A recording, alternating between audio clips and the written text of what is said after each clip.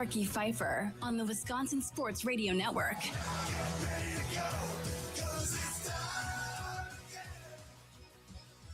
Welcome in. How you doing on a Monday as we broadcast live from the Wisconsin Sports Radio Network studios, powered by the Potawatomi Sportsbook. Charlie Houston producing today's show. He's in charge of all the live streaming that you're seeing right now, whether it's on YouTube, Instagram Live, X, all at WI Sports Radio, all three. Instagram Live, X, and on YouTube at WI Sports Radio. Then on Facebook, we're streaming live as well at the Fan Milwaukee Facebook page. We have to turn that over. We're working on it. We'll get it eventually. So stay tuned for more there. But live on all of those platforms all throughout the show between 2 and 5 o'clock today. Then the leadoff show comes up after we're done at 5 o'clock with the big old hunk of love, Tommy Wirtz, getting ready for Brewers and Cardinals. Cardinals playing way better than anybody thought. Matt Pauley from KMOX and the Cardinals radio studio host will join us coming up at 4:20. Of course, back in the day was in Milwaukee doing Brewers coverage back in the day. So looking forward to talking to Matt at 4:20. But before we get to that, we'll talk about what happened this weekend with Tim Dillard, Brewers TV analyst. He'll join us coming up in the second segment. I'm going to lead off the show talking about the Green Bay Packers. Obviously, news breaking earlier today that the Packers are signing Tyrod Taylor to fill the backup quarterback role. And the question really is just, what's the next position that the team needs to address in your mind? What else needs to be done? And any other holes that need to be filled? Backup quarterback was one that we had talked about because nobody trusted Desmond Ridder to come in here and do it. So they go out and they get Tyrod Taylor. Nicolay Law Talk and text line 414-677-1250, 414-677-1250. So let me tell you what I think Tyrod Taylor is. I think he is Jordan Love's Doug Peterson. That's who I think he is. Meaning he might win a game, maybe two. But if Jordan Love's out for any amount of time, probably don't feel like that's going to happen necessarily. There's a reason why the guy's been a backup quarterback for, half of his career. Comes in, gives you some energy, gives you some spurts, can still run around a little bit at his old age, and can still kind of figure it out. There's a couple of reasons why I like this move. Number one, it allows Jordan Love to still feel good about himself, that he's still a pretty good quarterback with Tyrod Taylor out there. Because Tyrod Taylor, I don't know, average to below average. I mean, if he was average in starting quarterback terms, he'd probably be a starter in the league. So I guess deemed by front office personnel guys in the NFL, probably below average.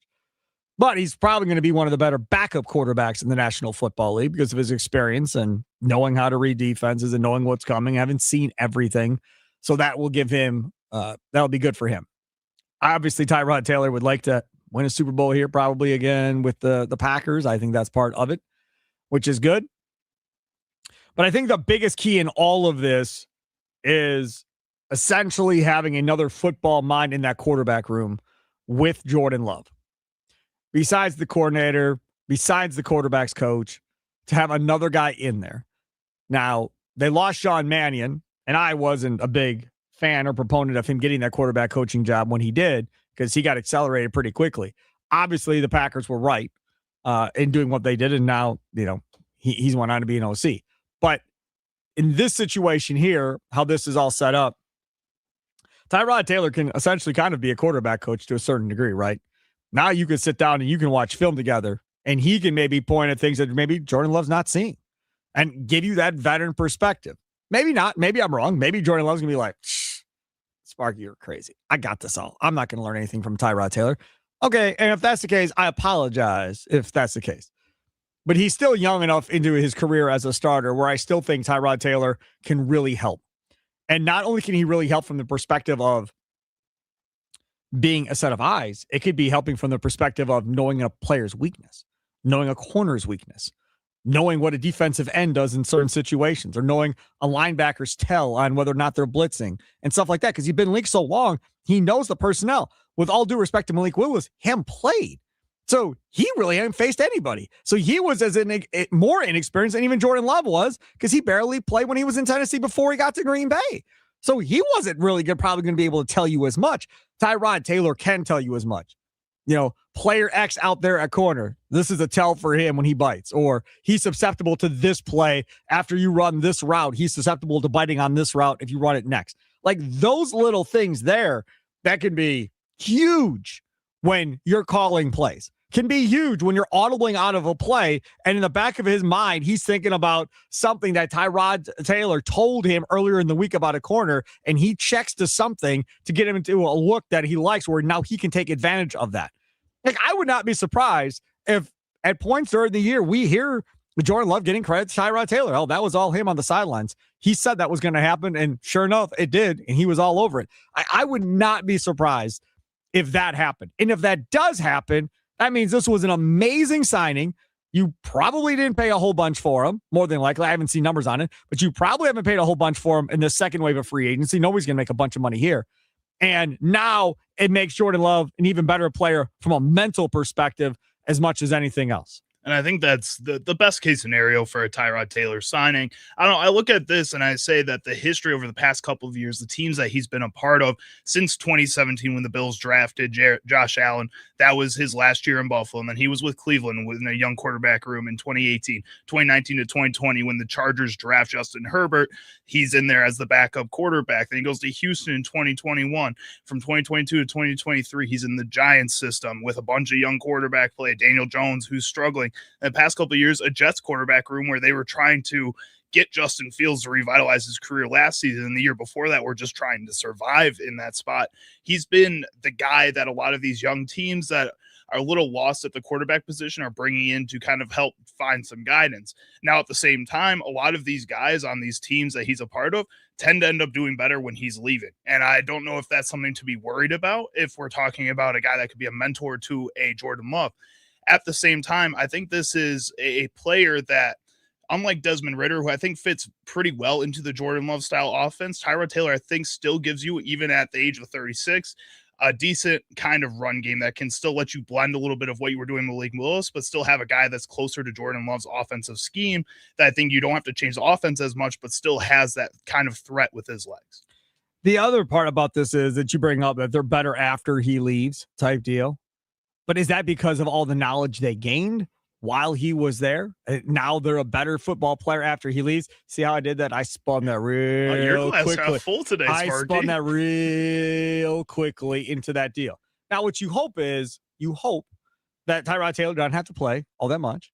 You hope that you can convince Tyrod Taylor to play another 2 to 3 years and pay him a couple $1 million to carry a clipboard and maybe play a game here or there or whatever the case may be.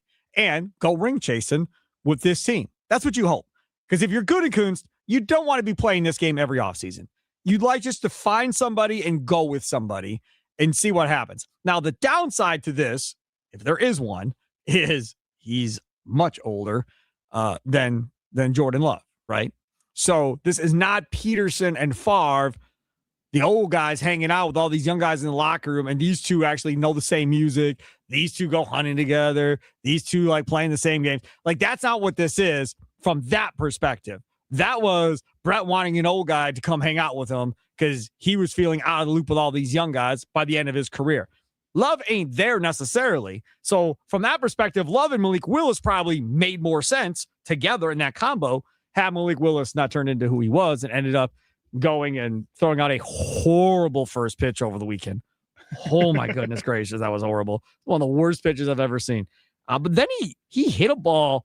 The video said an exit velocity of 109 on a ball that he hit. So that's insane. He actually hammered a ball. Marlins need some help down there. Pitching, though, never again. Please don't ever agree to do that again, Malik Willis. But anyways, so he leaves. So now you got to replace him. I like this. And if you can keep him for a couple of years, he's of no threat to Jordan Love's job, one way or the other, no matter what happens out there, right? You're not going to get Malik Willis is the future. Get rid of Jordan Love.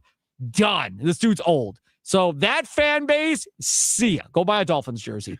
There's not going to be any more of that, Charlie. And from a person that likes Jordan Love and supports Jordan Love, I'm very happy for that fact. Yeah, 100%. I think that's one of the biggest keys to the signings is it quiets all of these other conversations that are happening outside of what's happening for the Packers on the field. I think the past couple of years, yes, it was awesome to watch Malik Willis come in and play his own brand of football and really just add a different kind of juice to this Packers offense when he was out there. At the same time, it led to, like you were saying, a bunch of people coming out and saying, I want Malik Willis as the starting quarterback of this Packers team, which in my mind doesn't really make any sense. This is Brian Gutekunst and this front office and this coaching staff coming out and saying, guys, quiet. Jordan Love is our guy. This is a player that can come in and back him up and be that type of player. I also think, kind of going back to the relationship that Tyrod Taylor and Jordan Love could have, yes, Jordan Love's decently younger than Tyrod Taylor. At the same time, he's not a rookie. He's a guy who's been in these locker rooms that has spent a lot of time with a lot of different age groups of players, and I think can build relationships with almost anybody. From what I've seen, what I've heard about Jordan Love, he seems like a true leader, and I don't think that Tyrod Taylor being 36 is really going to hurt the connection that they could have. I've never, maybe you've read something more than I have. I really haven't read anything stating that Tyrod Taylor's a bad dude. Like, everything I've always heard about Tyrod Taylor is he's a nice fit into a locker room when he comes in. A nice fit. Everything that I've heard about him is like when he had his lung punctured when he was in with the Chargers, everybody was so sad for him. Everybody just thought it was an awful mistake, an awful thing that happened. I don't know. Everywhere that he's been, like we've talked about, it seems like he's gone in with this idea of being a leader in the front office, wanting him to be a leader and going out there and doing that. And I haven't heard any complaints. No, I haven't either. We're going to get to our guy, Tim Dillard, coming up. Brewers TV analyst coming up here in about a few minutes. Get his thoughts on what happened over the weekend. Anticipation still of what the Brewers are going to do with their roster, with potential activations of maybe Andrew Vaughn, maybe Jackson Churio. Cooper Pratt was a scratch yesterday in Nashville. Is he on his way to play in St. Louis against the Cardinals? Still waiting on word of that. We'll see Tim Dillard's thoughts there.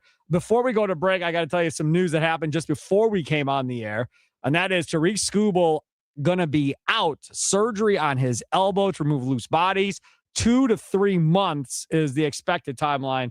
This comes shortly after Edwin Diaz, who also pitched in the World Baseball Classic, is also having the same thing done. I mean, so, did Tariq Skubal really pitch in the World Baseball Classic all that much? If you remember, he was there, and I was critical of, like, dude, what are we doing? Just pitch if you're going to pitch, man. Show up. I got a game. I'm out. See ya. And now he's hurt anyhow. So we're going to blame the World Baseball Classic for his one appearance? I bet somebody's going to bring it up. Jeez, come on, man. It sucks, though, man. It's a big blow for the Tigers losing Skubal. It's a big blow for the MLB. Losing a pitcher like that, how awesome he's been over the past few years, that sucks. Big blow for fantasy baseball players that that's for sure. Skubal on their team, too. I thankfully do not have him on my team. Coming up next, we will talk with Tim Dillard, Brewers TV analyst. Looking forward to that. Wendy's invented the iconic spicy chicken sandwich. Wendy's new spicy chicken sandwich is crispier and more flavor-packed than ever. And the breading, even crispier. Flavor inside, loud outside. 9 peppers and spices give it that bold, layered heat. Wendy's spicy chicken. Order in the Wendy's app today. Tim Dillard next. Wisconsin Sports Daily, live from the Wisconsin Sports Radio Network studios, powered by the Potawatomi Sportsbook. Sparky here.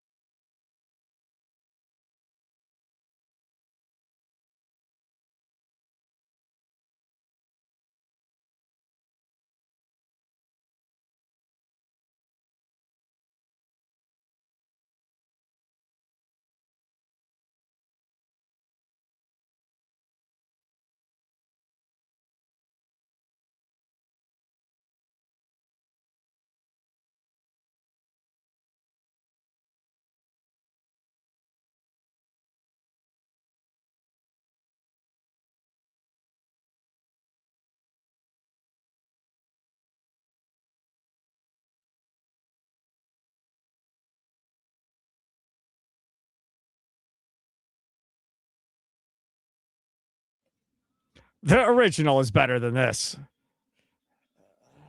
This is the one people requested, Sparky. You're going to be like that texter last week. I don't even know who this is. This is what somebody requested. Legends? I didn't know either. I think it's like a ska version or a... I mean, it's a good song. I just like the original song better.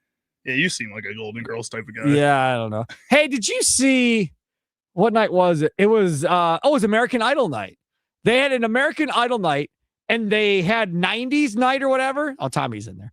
90s night. They had 90s night. So, but they had the dude that sang like all the theme songs. I didn't realize it was like one guy. He's an older guy. And they had a live band and he was like singing all of them.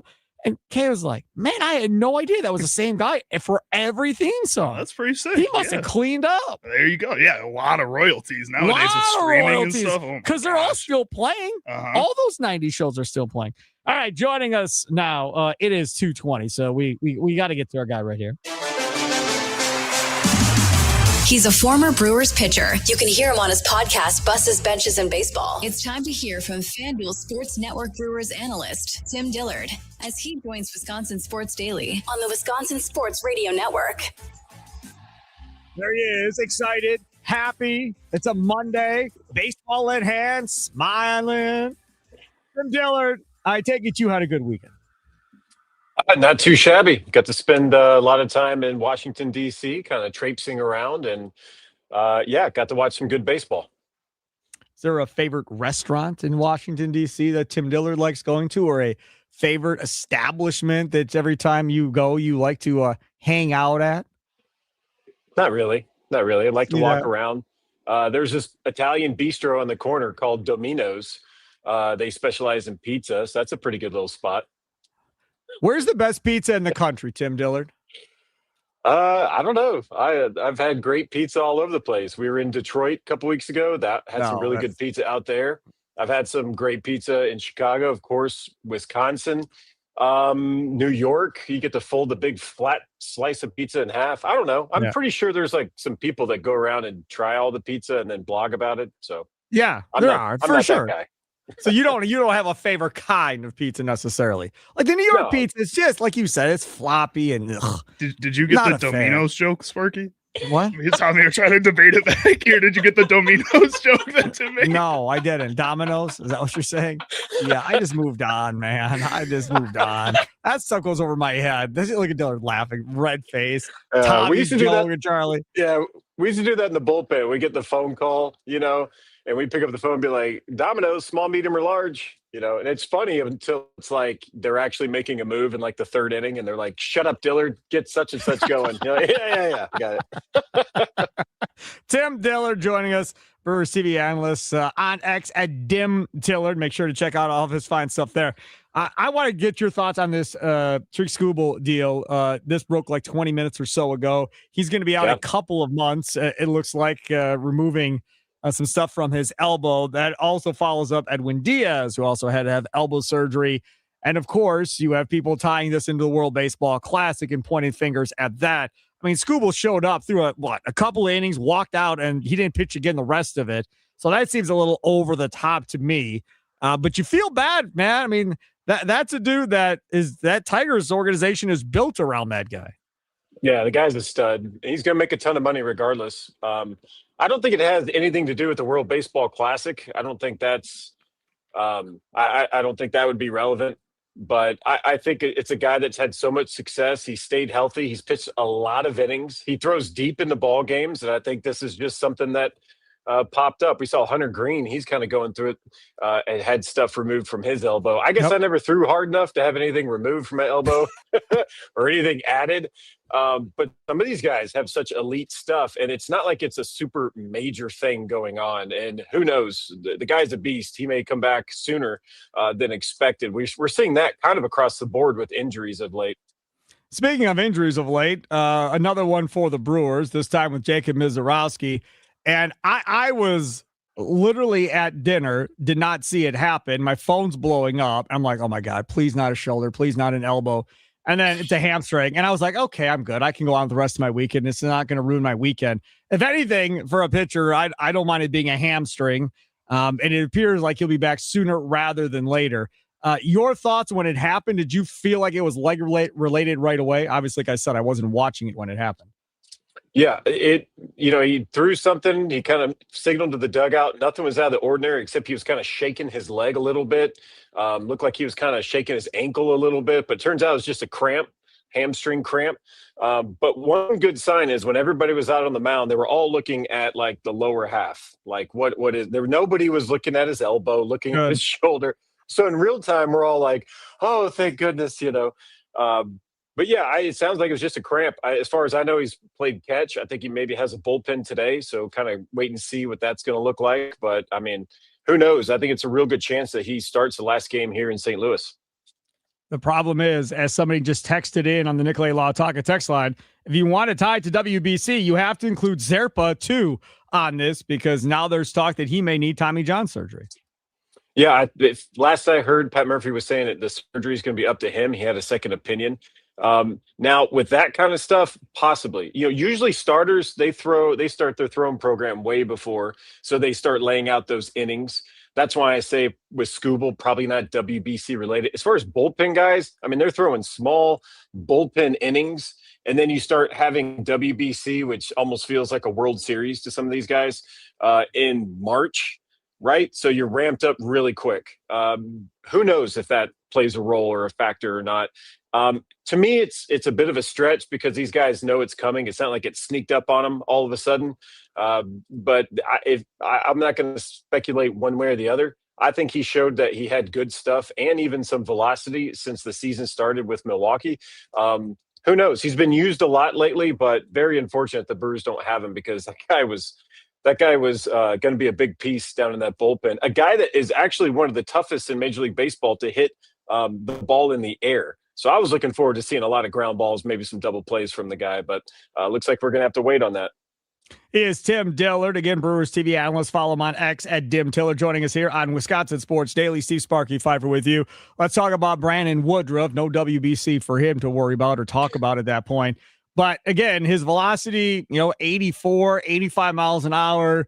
It doesn't look like he asked to come out. They pretty much came out there and said, "You're coming out" at this point. Chris Hook was vocal out there in that meeting when they pulled him out. You could see him talking with his head down. So obviously, I don't think he wanted to come out, but they went and they got him. Then I saw a piece from Ron Darling talking about dead arm and what that all is about and what that's like. Your thoughts on Woodruff and what you witnessed? Yeah, I saw the Ron Darling thing too. This was coming after our post-game show where we talked a little bit about dead arm. Craig Kashan was asking me about it, and it's a real thing. A lot of times it happens in spring training, but maybe this is kind of where spring training is falling for Woodruff a little bit. And listen, that guy went out there with 6 or 7 off his fastball that's already down from years past and still got people out. Yep. Striking people out. Yeah. Striking people out, which is fascinating to me. That just shows how well the guy can pitch, regardless of what he has.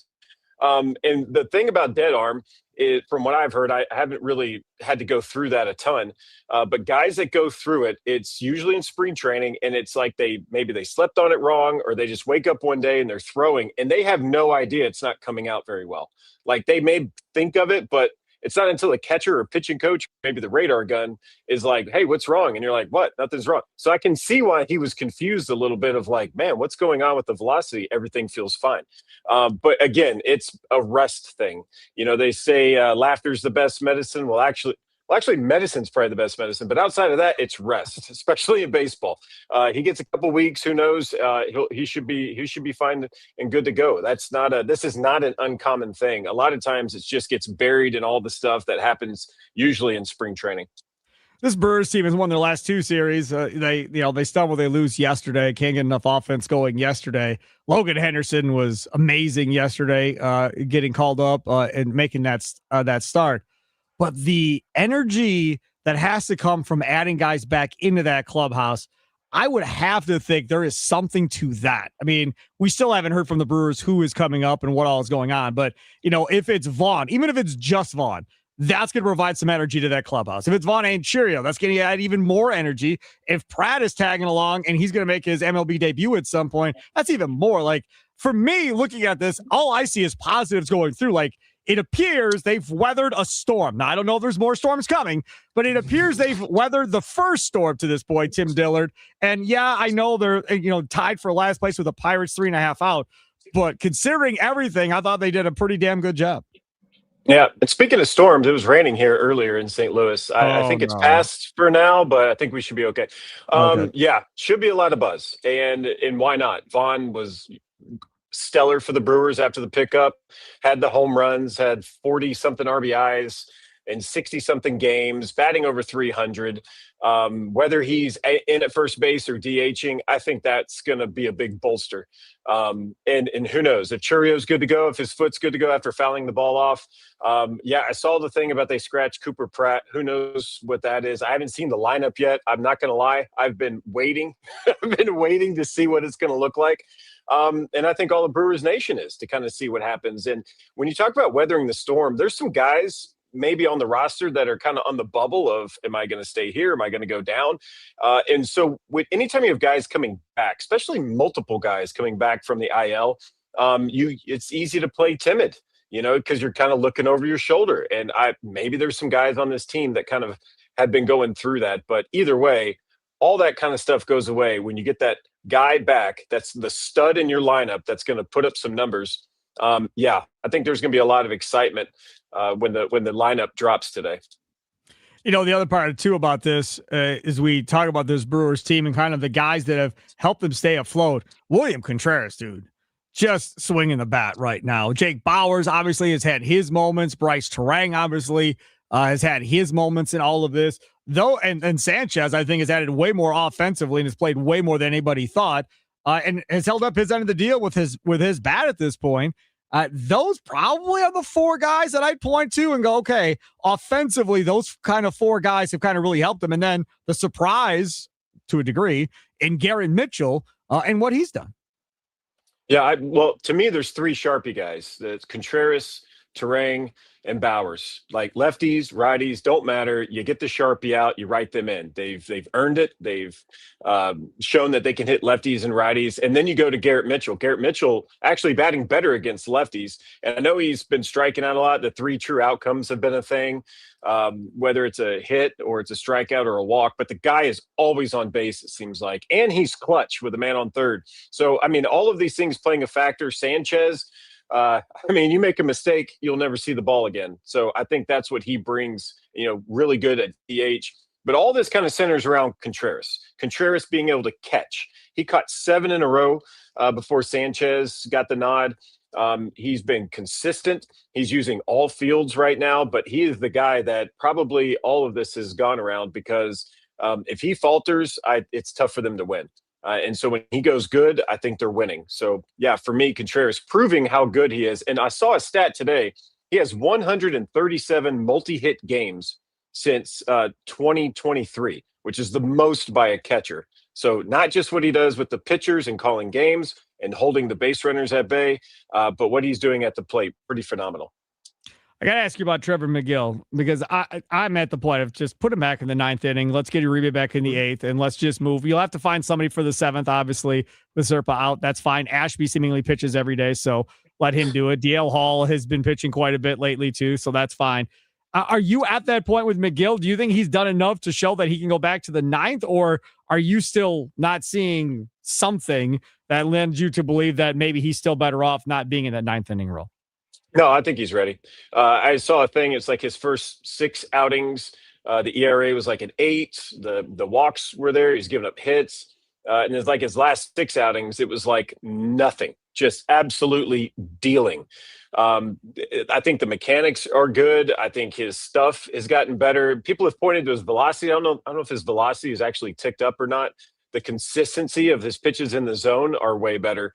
Yeah, I think he was fine. He's had several blink and miss it moments. You almost forget he's in the game. He comes in the 6th, he wipes out the side really quick, and then you're like, man, I forgot he pitched in this game. So yeah, I think he's ready for whatever late inning role. He got back into the 8th yesterday or 2 days ago. So if they turn it over to him, I think he's ready for the 9th inning. If not, I think Uribe has been doing a great job as well. That's the good stuff. Tim Dillard, thank you so much. Each and every Monday, Brewers TV analyst joins us. Follow him on X at Dim Tillard. Always entertaining. Does a great job on TV as well. Tim, thank you so much. Yeah, thanks, Sparky. Take care. There he is, Tim Dillard, joining us from St. Louis here on the Guest Hotline, powered by Gruber Law. One call, that is all. You know you're a ball player when you are sitting there throwing a ball up in the air while sitting in a hotel room on the road, and you still have a baseball that you're playing with the entire time. Baseball. Sometimes he'll come on the show with bats. Yes. Everything. Gloves I've seen him pop on with. He's just ready to go all the time. That's ready awesome. to go. Ready to go all the time. Absolutely right. Coming up next, lot of chitter chatter about the NBA playoffs, but namely around one team. And I saw JJ Redick say something. I've got to play the audio for you because he's making a statement about the Thunder potentially being one of the greatest teams of all time. I don't feel like people are watching that team thinking, oh boy, I'm watching one of the greatest teams of all time. We'll discuss that coming up next. Plus, still got to talk about the Crew coming up at 3. And Drew Holiday is on the block in Portland, it appears. Would you want him back? We'll get into that coming up at 3:20. Plus, Matt Pauley, KMOX Sports Cardinals radio studio host, will join us coming up at 4:20. It's Wisconsin Sports Daily, live from the Wisconsin Sports Radio Network studios, powered by the Potawatomi Sportsbook. Step up to the plate and take a shot at winning major prizes in the $300,000 Big League Series at Potawatomi Casino Hotel, Milwaukee. April through June, you could win a share of $300,000 in prizes.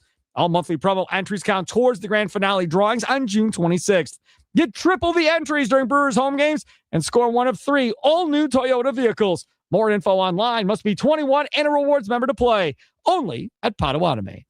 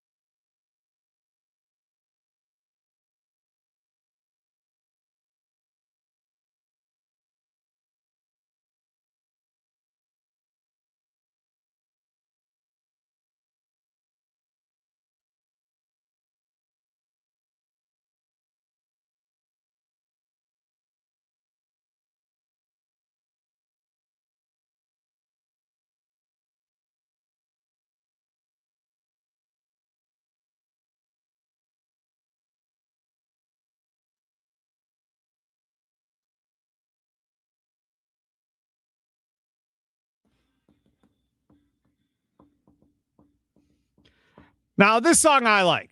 This song, I'm okay with this song here. This is a good song here. This is all right. I mean, the last song was good too. It just wasn't the actual original artist, but it's fine. It works. Again, next time, Sparky, you can request the original one if you like. No, listen, I didn't really look at the list. I just added mine and submitted it to our guy, John McDonough, who put all the bumpers in and did his thing. And I like to be surprised on the air. I don't like to know what's coming. So like this, I've been looking forward to today since Friday when we got off there. Like, oh, I can't wait to see what else we have in the bumper music. We got some good ones. Yeah, for sure. Yeah, I'm pretty happy about it. Okay, so everybody's favorite, well, not mine at least, JJ Redick, Lakers head coach, had some thoughts yesterday on the Oklahoma City Thunder because the Lakers, they're going to have their hands full with them. And he talked about the Oklahoma City Thunder. And this is from Kobe Price. Check this out.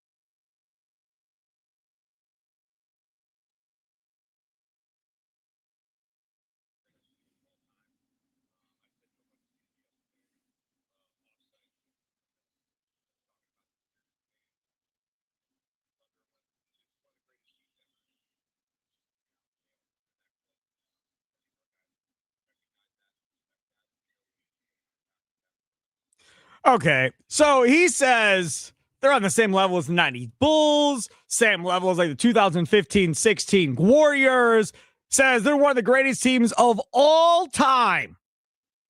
They have one ring. We're already calling them one of the greatest teams of all time. They have one ring. They have not gone through San Antonio and Wemby yet, so we don't even know if they're even going to get there at this point. But one of the greatest teams of all time. Now, could they win a ring this year? Absolutely. Do I think they're very good? Sure. One of the great teams of all time? I don't. I mean, he's using it based on stats and advanced stats and net rating, blah, blah, blah. Okay, fine. I'm just basing it on remembering how good those 90s Bulls were. God, I had nightmares of those guys forever. How good those goofy Warriors teams were as well. And now we sit here today, and I don't look at Oklahoma City and think, oh, yeah, I'm watching one of the greatest teams in NBA history. I knew I was doing that with that Bulls team. I knew I was doing it with that Warriors team. I do not have that same feeling watching the Oklahoma City Thunder play. Now, if they win 3 of the next 5 championships, 4 of the next 6 or something, then we're all just going to have to admit, okay, yeah, maybe they are. Maybe we're missing something here. Do I think that's going to happen? No, because Wemby is too good. I don't think it's going to happen. I think San Antonio is going to be a big, big force, and it's going to be those two battling out for the next decade, probably, see who comes out of the West. And it's going to be 1 year it'll be San Antonio, 1 year it'll be Oklahoma City, back and forth we go. So the question that we have for you is, do you feel like you're watching one of the greatest teams in NBA history in the Oklahoma City Thunder, like JJ Redick says, who, again, by the way, is setting this up in case something goes wrong? He can be like, I told y'all they were great. Like, what did you want me to do? Yeah, what I told you they were great. I told you this was going to happen. It's beautiful. Nicolay Law Talk at text line 414-677-1250, 414-677-1250. And, of course, on the socials at WI Sports Radio, where we're streaming live on X, YouTube, Instagram Live, all at WI Sports Radio, and on the Fan Facebook page, Fan Milwaukee Facebook page as well. Charlie Usen, do you feel like you're watching one of the greatest teams in NBA history? I do not. No, I don't really think so. And you can't argue with stats and facts that are right in front of you. And I think statistically, the way they're playing, they look like they just play effortlessly sometimes. It looks like a team that just goes out well there coached and can just do whatever they want, whenever they want. They figure it out. They have somebody to do everything. At the same time, to your point, it's not like watching the Warriors, who were trend setting with the way that they shot threes. It's not like you're watching the Bulls, who had the greatest player of all time, at least at that point, in Michael Jordan. Like, there's so many other things with those other teams. And then I think the rest of the league around those other teams too just had better storylines. Like right now you're watching a really fun NBA playoffs to start, but the 76ers make this first round upset of the Boston Celtics, and it doesn't feel like that many people are that excited about it. It doesn't feel like we're watching the Raptors in the 2016-17 try to upset the Cavs again and having that storyline, or going to the bad boy Pistons back in the Bulls era and what they're trying to do to stop Jordan. Like, you don't have these other teams around the league that feel like they're drawing the same kind of attention that maybe the Thunder are. I think because of that, it also feels like the Thunder just in general aren't drawing as much national attention as some of these other teams, or have the same kind of game-changing style of play that the Bulls or the Warriors did that also would draw that type of attention. They only have one guy. I mean, they've got a lot of guys that are really good, but if you look at the Bulls, they got 2 top 50 guys in Pippen and Jordan. Look at Golden State. Curry is. Durant is. Those are both top 50 guys, right?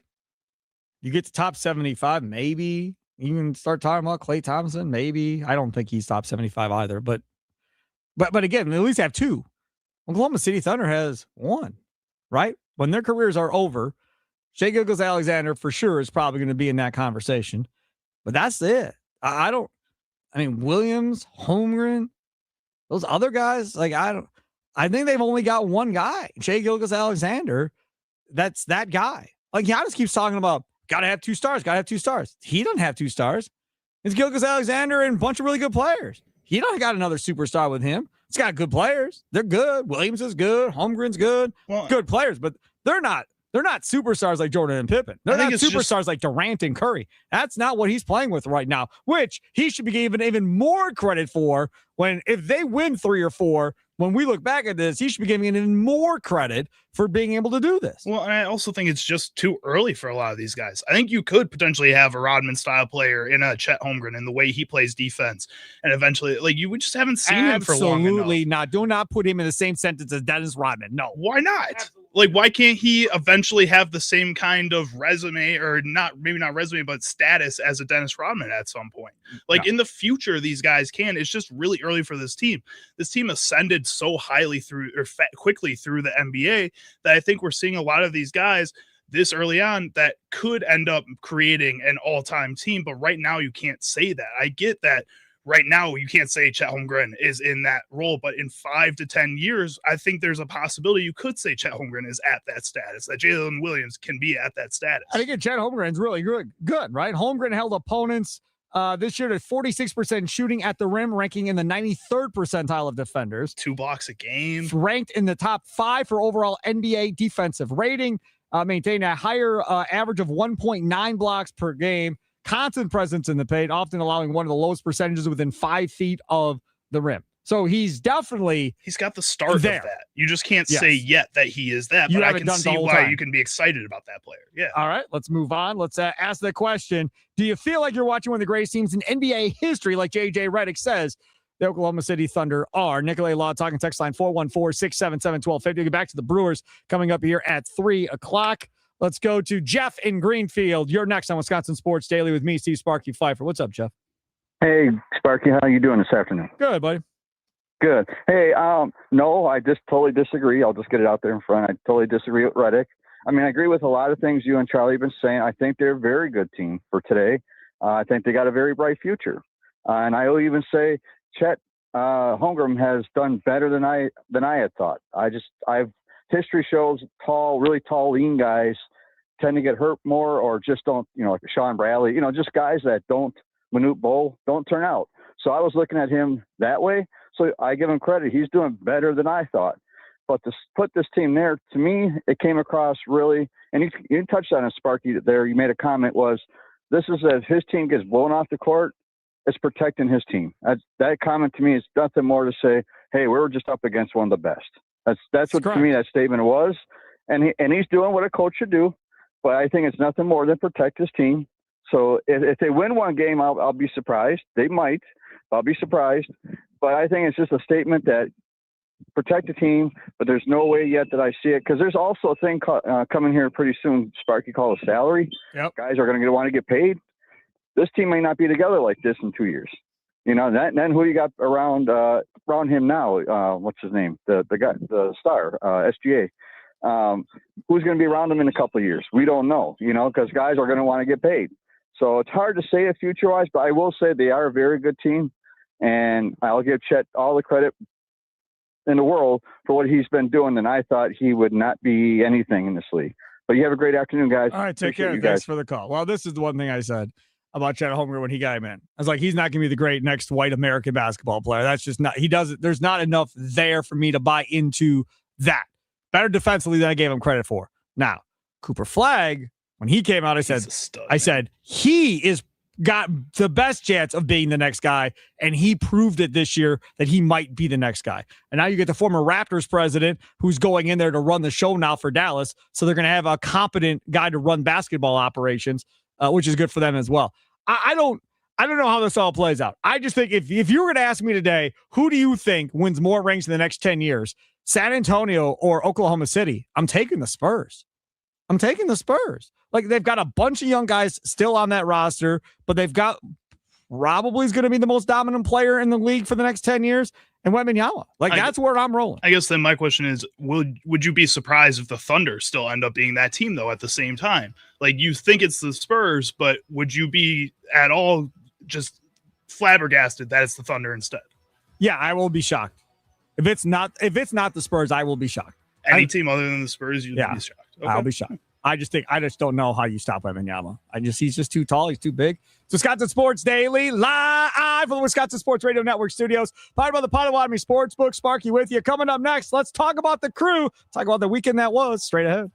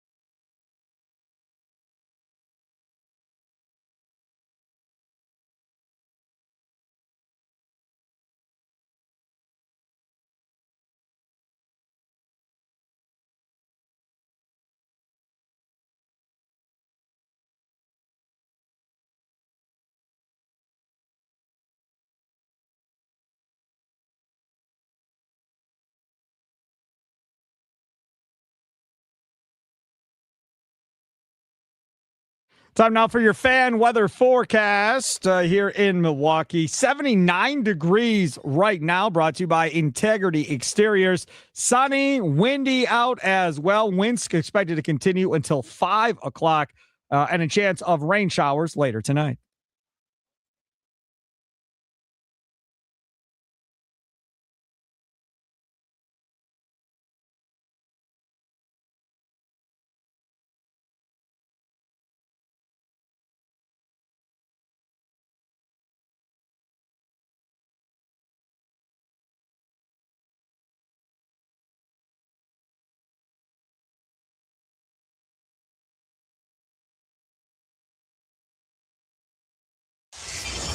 Some shows talk about one team. Other shows barely talk sports. This show will talk Packers, Brewers, and Bucks. Every day. It's Wisconsin Sports Daily with Steve Sparky Pfeiffer on the Wisconsin Sports Radio Network.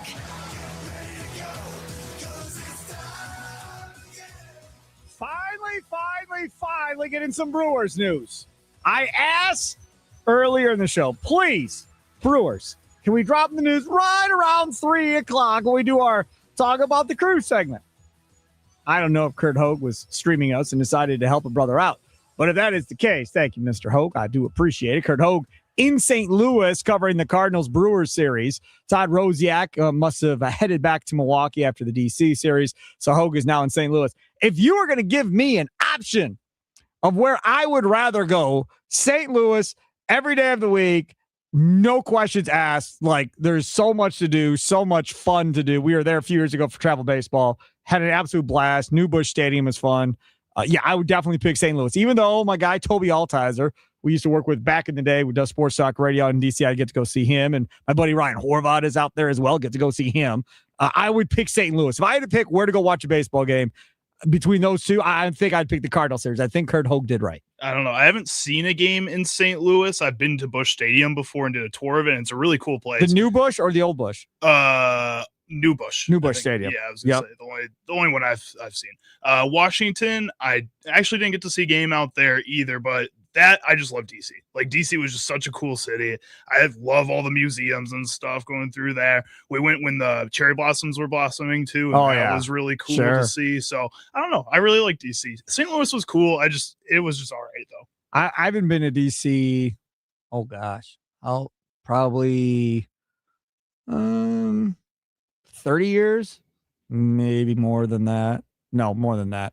Like 35 years, long time. But when I was growing up, I was in a marching band and we performed in DC, played in front of all the monuments, did all that stuff, got to go sit in on a session of, I think it was Congress up on like the second level. We had to be quiet, sit up there and watch them talk about whatever they were talking about. I don't remember.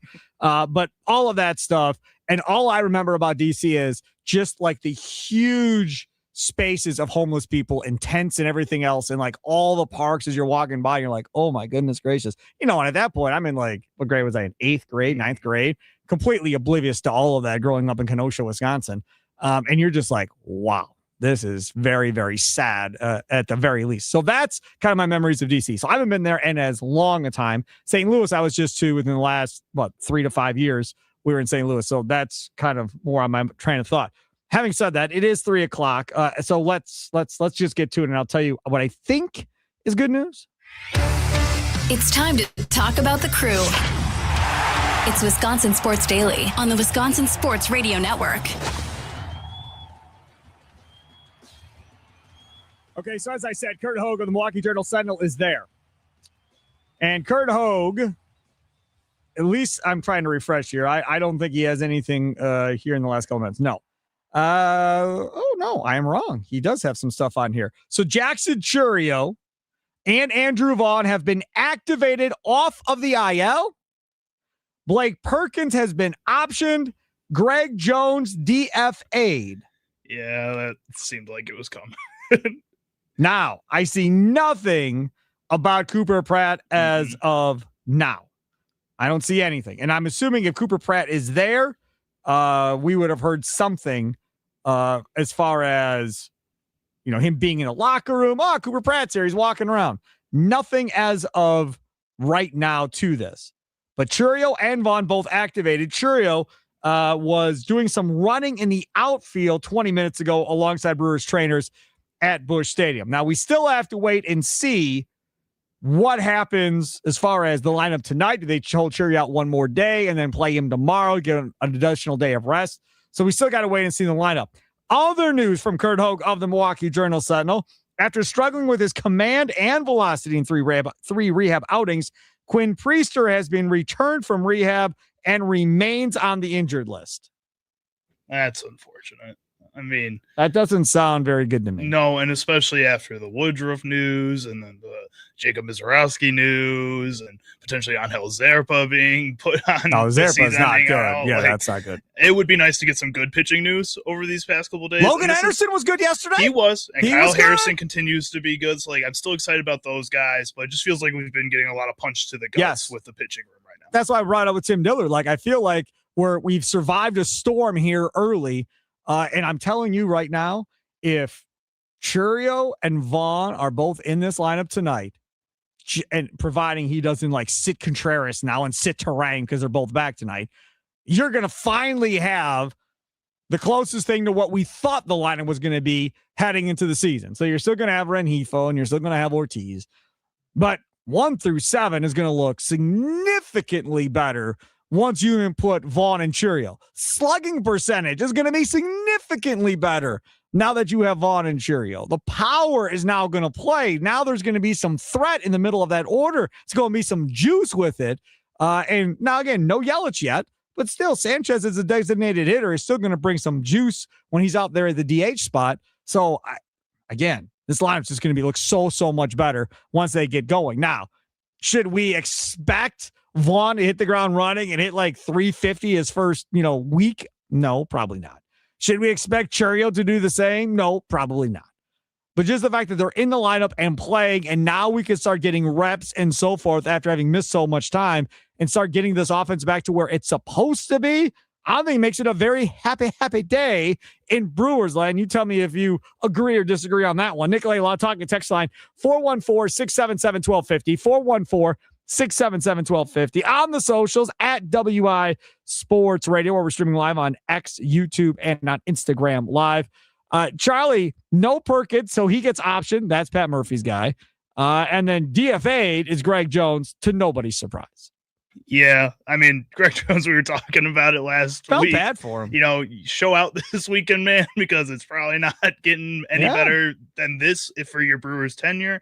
Unfortunate, but also at the same time, it's so much happier to have these guys back versus a Greg Jones in this lineup. Having Jackson Churio out there, again, just really gives you a new dynamic to this offense. Feels like we've only had kind of the speed element from a lot of these guys, and Bryce Terang has his moments of power, and William Contreras is obviously getting going now, but it's nice to have that speed and power element in just one player and see him get back into this lineup. And then Andrew Vaughn just gives you so much more pop, at least from what we saw in the second half of last year. That's the other thing, too. As far as Vaughn goes, Vaughn could be designated hitter. Bowers could play first base if you wanted to keep both those bats in the lineup. Right. If you decide, okay, it's not going to be Gary Sanchez, because now that outfield every day should be Churio, Mitchell, and Frelick.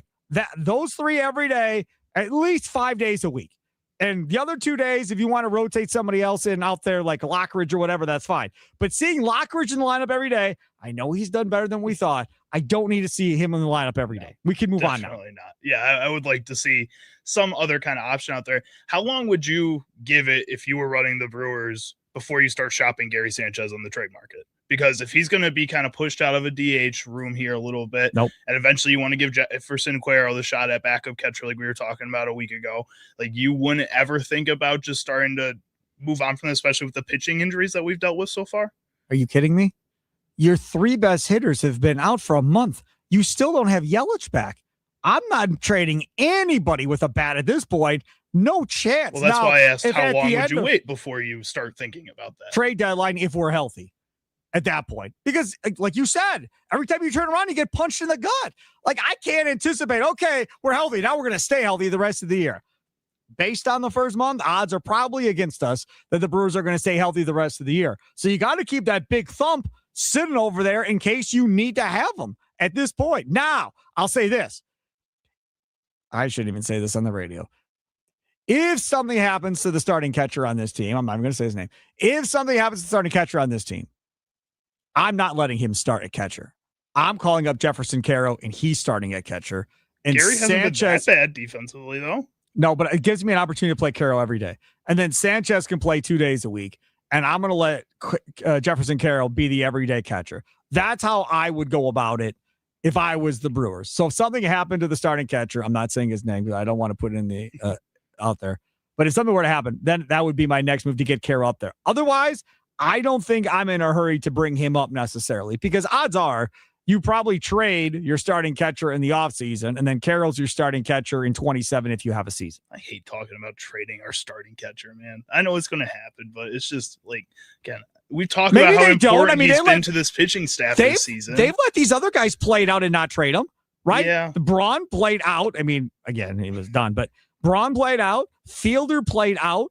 I mean, for the most part, they let these guys play out and they don't trade them. The only guys they seemingly trade are pitchers. So they may let the starting catcher play out next year and let him just walk in free agency, possibly. But they have a legitimate answer behind them if they can sign him to an extension. Now, I've already said, I'd rather extend the starting catcher and trade Carroll. That would be my choice. Not because I think Carroll's not going to be good. I do. But I just think this dude here, as somebody brought up last week on this show, he's the next he's this version of Yadi Molina for the Brewers. Like, he should be here his whole career and never go anywhere. Exactly. He's been that good and that important for this pitching staff. And that's not including the bat, which is consistently a top 3 bat for catchers in the MLB.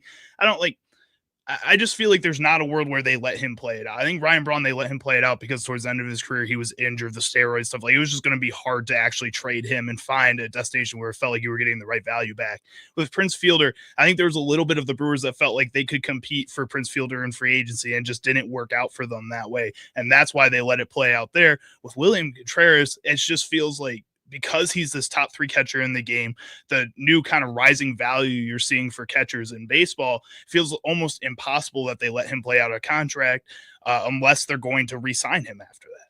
Well, that's exactly right. And the other part about this too, I think, if you're the Milwaukee Brewers, as you look at all of this, is determining really what the makeup of this team is going to be next year. Like I've been saying, it's a gap year this year on the left side of the infield, right? You're just trying to get through. Is it next year where you look at it and say, we're just going to be really young next year? And if we take our lumps by being really young, then fine. Or is next year 27 a deal where you go, kind of want to just see how this plays out with the CBA? Like if we lose half the season, I'm just going to play it out with what we have. I'm not going to waste bringing up young guys because we might have a chance to go steal something here because we have some proven players like Contreras and these guys on the roster. They may make it wait it out even through spring training and into the season before they decide. Because think about it. If the season doesn't start to say, I don't know, June 1st and you miss 2 months, okay, well, now are you going to go make that move for Contreras? Or are you going to try and play it out in a short season and hope that you can keep everybody healthy and make a run? Yeah, and I think there's a lot of avenues for this Brewers team to go down. I think it just depends on how long that break is going to be for the MLB. Again, right now, I feel like because of all the talk that's just happening between media members, the teams and the owners and their representatives should already be having these conversations. The longer it takes to get to this point of the break, I just feel like the shorter that break's going to end up being because they'll have more basis to discuss when it comes time to discuss. We got some text messages coming in here concerning what we're talking about from the 414. It's so obvious that Lockridge will be starting every single game versus a left-handed pitcher. So I looked up Lockridge's numbers versus left-handed pitching. He's hitting 226 with a 314 on base and 258 slugging. Wow. He better never start against a left-handed pitcher going forward until his numbers are better, because that's not it. Now, against righties, he's doing really well. Against righties, he's hitting 314, 386 on base, 373 slug. But if you're going to do that, then you're sitting Mitchell or Frelick. Frelick I'd understand if he doesn't start hitting better. That I understand. Mitchell, seems susceptible to the high fastball, I guess, at this point. We've seen that here in the first month. So if he all of a sudden starts slumping, maybe you consider that, but it's definitely not playing him against lefties. No. And I think like with Mitchell going back to high fastball, since Jack Stern brought that up, I was really watching that this weekend, and these teams are just attacking him up and inside the entire time. And there's times where he just won't even swing at it. Like it feels like he's just sitting there watching a lot of those pitches. That's really concerning. Let's see here. Another one from the 414. I watched most of Vaughn's AAA at bats. Although his hitting numbers didn't reflect it, Vaughn hit the ball hard. Yep. I'm all for it. Sounds like everybody on the Brewers. That's good. Hit the ball hard. That's all we want. Rengifo, that's Contreras. That's all these guys. Yep. Ziggy says, if there's a salary cap and some sort of profit sharing, who says we can sign Contreras or Terang? Could happen. Listen, you've got revenue sharing already. They get $300+ million a year. What was it last year? 330 million, I think they got. So they're already getting all that money. He just ain't spending it on payroll. He's spending it elsewhere or pocketing it or whatever he's doing with it. But 330 million, he's already getting it. The Brewers are. That does not include your ticket sales, your rad revenue that you're selling for stuff around the stadium, or whatever else, or ad revenue in radio broadcasts. And now in this state here with MLB TV, now you have TV numbers that you could sell there as well. So that doesn't include all that other stuff, group sales. That's just what MLB gives them. And we went over this, what was it, last summer or earlier this summer? Yeah, last summer, so 2025. We went over the percentage that they're spending. And it's, what, bottom third of MLB of the money that they're spending that they get in that check? Like, changing the rules and changing the salary cap, creating a salary floor doesn't automatically change the ownership and the front office's mentality. Like that's going to take time for them to get adjusted to that. Over the next couple of years, they're still going to probably operate the same as they have been, maybe being a little bit more aggressive in some areas, but it's going to be areas that I think you expect the Brewers to be aggressive in, as we've seen before. And that's not signing a catcher long-term. That's not signing a second baseman long-term. It's going to be the outfielders. It's going to be the young players. I think it's going to take some time for them to adjust to that salary cap, to that salary floor, and that's going to be past the time that Contreras and Terang are on this team, it feels like. The person that said play Lockridge against lefties texted back in and said he will because his stats don't matter. Murphy will just say it's matchups simply because he hits righty and the pitcher throws lefty. That's what it's always been. Kesehira had reverse splits and Craigie only played him versus left-handed pitching. It really makes you second guess. Like, do these guys even look at the numbers or care about the numbers? Like, I don't know. Sometimes. Yeah, that doesn't make sense. 262. Brewers need to lock up Contreras. A catcher of that talent should never walk. Give him Woody's salary and a little bit more if necessary. Larry from Tosa. I'm all in for locking him up. You're not going to hear me complain. I don't care if you pay him 17 million, 20 million, whatever. Just because I think he's as important to the pitchers and the future of this pitching staff as Chris Hook is. Well, I think they're both tied together here. Not saying Carroll can't be good, but I know how good Contreras is. And you can't argue with a consistent 303 average on the other side of things with some 15 pop. to 20 home runs and 90 some RBIs, man. Every year. That's what it feels like he's doing for this team. I keep refreshing this Kurt Hoke thing, hoping that Cooper Pratt's going to fly I don't in think with the a cape Brewers on. put out the official like roster moves of the day thing, and it only has the Andrew Vaughn, Jackson Chourio for Greg Jones, Blake Perkins. Where's Cooper Pratt? Google Cooper Pratt and see if he was sick yesterday, what happened. Because normally if somebody misses time and is a late scratch like Pratt was, normally there's something of hamstring tightness or illness or something. There was nothing. It just was left out there to hang, and everybody started speculating that, okay, maybe he's coming up. He said he like 325 over his last 10 games, so it would have made sense that they decided to act on bringing up Cooper Pratt at this point. And then at that point, if Cooper Pratt gets brought up and he's your shortstop and Ortiz goes to 9 or goes to that third base position, now at that point, providing Cooper Pratt hits, you got one spot in this lineup that's questionable.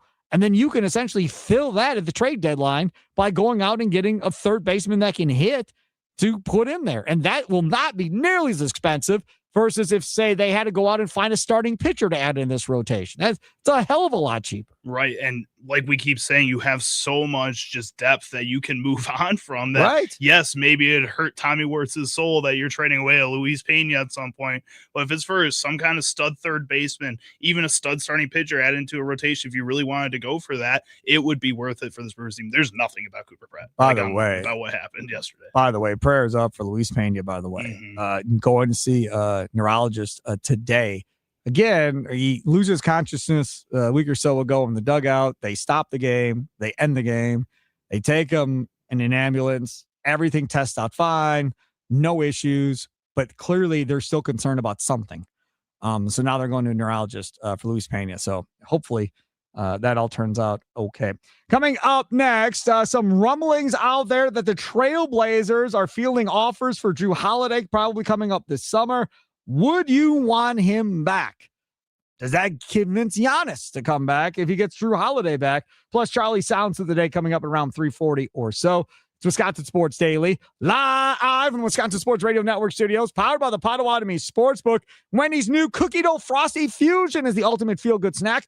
Everything from the cookie dough to the brownie batter sauce was made for max happiness. Go grab a new cookie dough frosty fusion today and get that dopamine flowing. Get it? Dopamine, like cookie dough. Well, you'll realize over the course of time, I don't catch on to things like Domino's. I'll never live that one up. He said, I was like, oh, that's cute. And then I immediately turned on my mic, turned to Tommy, and went, I don't think Sparky got the joke. No, I thought it was a legit place. I was like, oh, Domino's, whatever. And I just kept talking. Like, I didn't think anything of it.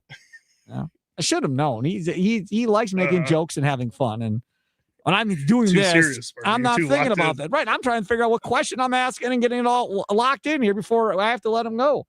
So, yeah. All right. Coming up next, Drew Holiday, according to reports, the Trailblazers are going to field offers with Damian Lillard coming back. Would you want him back in Milwaukee? Nikolai Law talking text line 414-677-1250, 414-677-1250.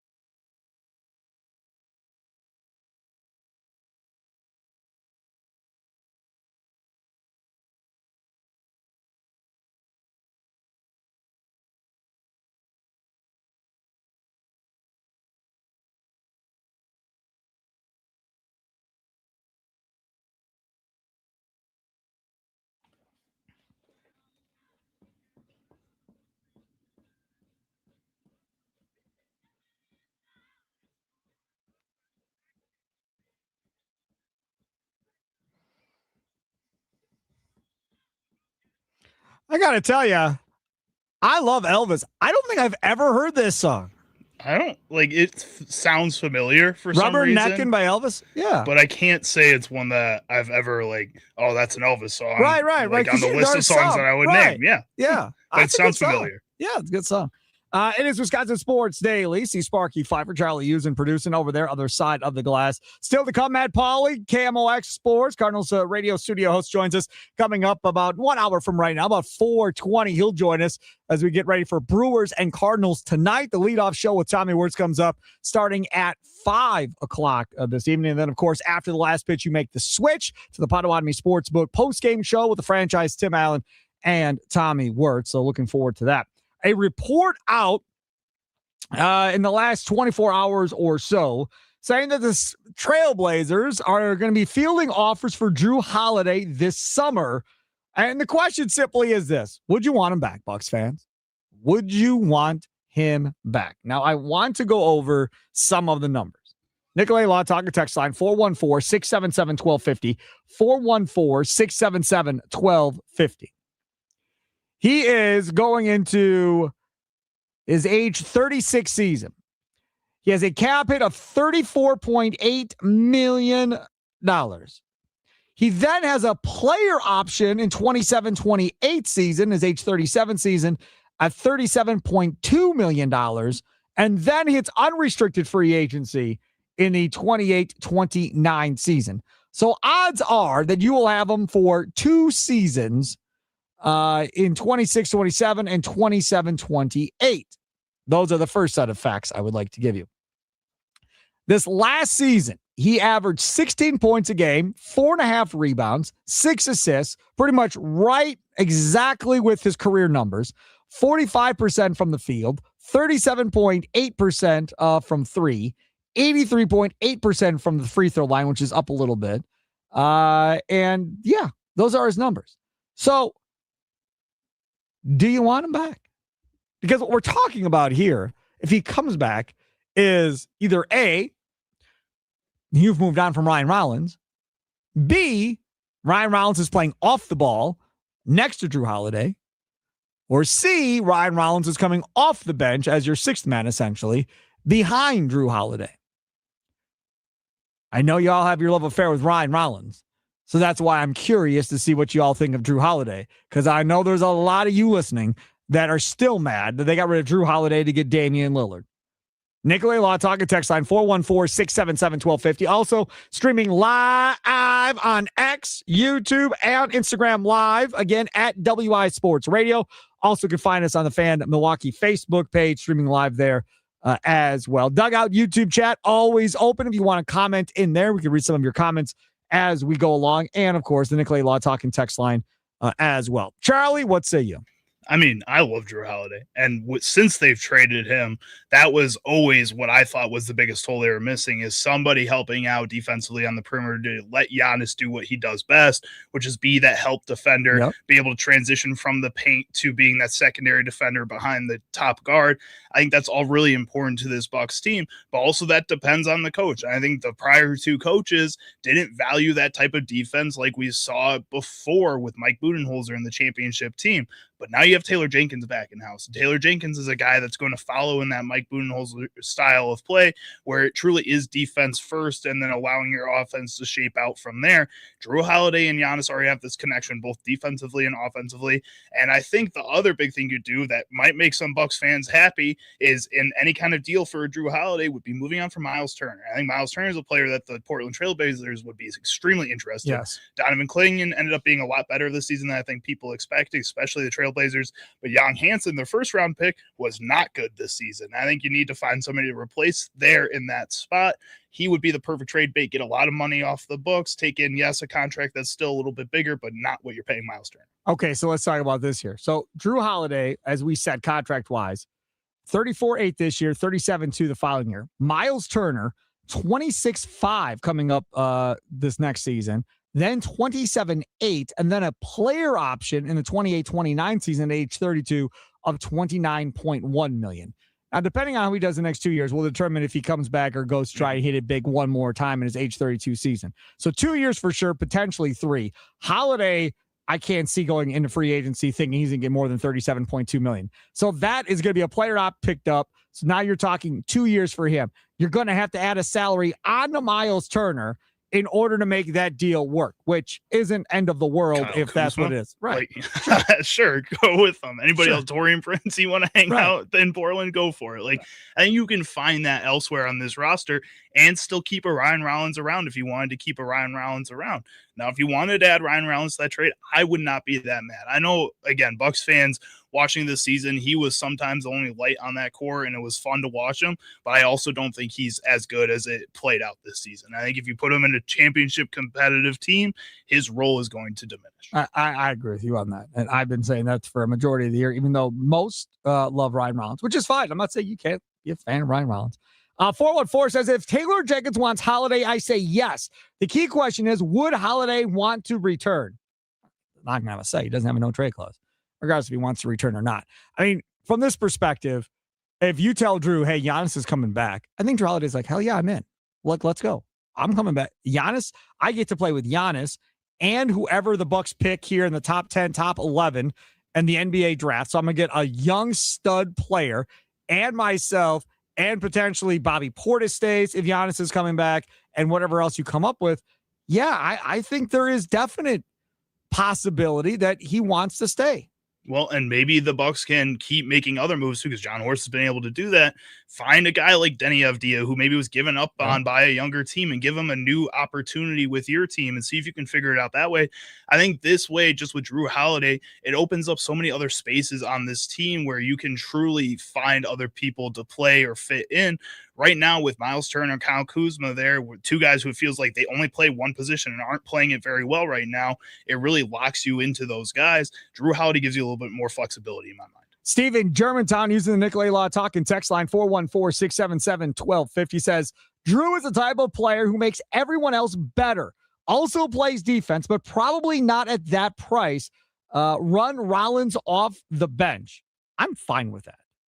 I have no problem with that whatsoever. Or if you want to play Rollins off the ball as the two, I guess I'd listen to that as well. He's a good enough defender that potentially he might be able to hold up in that off the ball deal there. But now remember, still have KPJ, Kevin Porter Jr. You have that to consider as well coming back here next year. You got him coming back, I think, off the bench because they're locked into him. Gary Trent Jr., I don't know there's really going to be an option for him anywhere else or to trade him anywhere else unless you're moving him in some kind of salary cap dump. Right. But I just think that's going to be hard with how much he's getting paid to be a 10th man for most people's rosters at this point. You're going to have to do a lot of maneuvering. I don't think KPJ feels like any kind of long-term option for this Bucks team. I think it's definitely more likely that they were to move on from him and find a role for Ryan Rollins. 414 says, simple answer, he's too old, says Don in Upper Dallas. I completely understand that. I think that's a fair point. But again, if you look at his numbers, they're the same as what his numbers have been throughout his career. He didn't show decline last year, at least not statistically. I'm not going to sit here and tell you I watch all of Drew Holiday's Portland games, but statistically, he did not show decline to this point yet. And the rest of the team in Portland got a lot better from having Drew Holiday a part of that room and helping out there. I think you saw just the impact they had when we were talking about Tyrod Taylor earlier in the show. Drew Holiday brings that same kind of impact for NBA teams. I think you see it more immediately than some other players. He really is a locker room guy that I think can help out a locker room that seemed pretty broken this year. A report out that says the Portland Trail Blazers are going to be opening and taking offers for Drew Holiday this summer with the impending return of Damian Lillard. Would you want him back in a Bucks uniform? Nicolay Law Talking text line 414-677-1250. From the 414, no, I don't want Holiday back, and I want to trade Giannis because if Giannis comes back, we won't have a first-round pick until 2050. Okay, well, that's a little over the top. This year right away, so you're a little over the top there at the end of the day. You're a little over top. But that's the other thing. Like, if Giannis stays, who's to say they don't trade whoever they draft here and move forward? And again, you have to get an answer from Giannis sooner rather than later. Now, maybe Giannis goes, I don't want to play with a young dude, man. Trade whoever this is at 10 or 11 and get me a proven player. Trade that guy to Memphis and get me Ja Morant and let me play with Ja Morant going forward, right? Maybe that's what he says. Now, again, you're not getting Ja Morant and Drew Holiday. You're going to have to pick. Now, Drew Holiday, You trust a lot more with the locker room. You trust a lot more on the floor. You trust a lot more from a health perspective of staying healthy more than you do John Morant. From the aspect of needing points, having that second score to play with Giannis, you trust John Morant more to consistently put up bigger games. And that is part of the reason why Drew Holiday was moved on from, because Giannis kept getting hurt in the playoffs and Middleton wasn't enough. So they had to get somebody better than Holiday that could pick up the slack of scoring once they got to the postseason. That's why you make the move for Damian Lillard. So if you take Holiday back in this deal, remember, Horst is the one that traded Holiday. If you take Holiday back, you better have a second scorer that's not named Drew Holiday going into next season if you're going to try and convince anybody that you have a chance to come out of the East. Well, and I think part of the problem with the Bucks roster this season is they just went out and got a bunch of guys that I think could potentially be that second guy for Giannis if given the right opportunity. And I think too many times throughout the season, you saw guys get a little selfish. Like we heard them talk about blatantly in the offseason so far through all these articles through Eric Name and what's coming out. It just feels like that this team had an identity that they weren't used to, and it really got out of hand for them. I think going out there and finding a piece of identity that helps win you a championship while also still potentially giving guys opportunities to go out there and score really slows down that overall change, and you can more adapt easily to that. Bob in Minneapolis is bringing Holiday back the same as bringing back a bad girlfriend. My point, don't romance the past and forget the bad. I'm unsure. What do you think?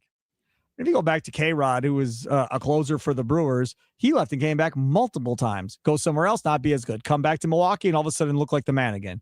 So, I mean, there is some history around here where a player can come back and still be good at that point. My only thing on Holiday just simply is he can't be relied on as the two. If you're going to try and sell Giannis that, hey, he's the number two scorer, Giannis isn't an idiot. He's going to be like, well, that's not going to work. We need somebody better than him to score. I'm fine if he's the third scorer. That works fine. But who's going to be my second scorer at the end of the day? Coming up next, Charlie's Sounds of the Day. It's Wisconsin Sports Daily, live from the Wisconsin Sports Radio Network studios, powered by the Potawatomi Sportsbook. Step up to the plate, take a shot at winning major prizes in the $300,000 Big League Series at Potawatomi Casino Hotel, Milwaukee. April through June, you could win a share of $300,000 in prizes.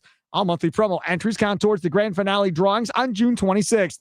Get triple the entries during Brewers home games and score one of 3 all-new Toyota vehicles. More info online. Must be 21 and a rewards member to play. Only at Potawatomi.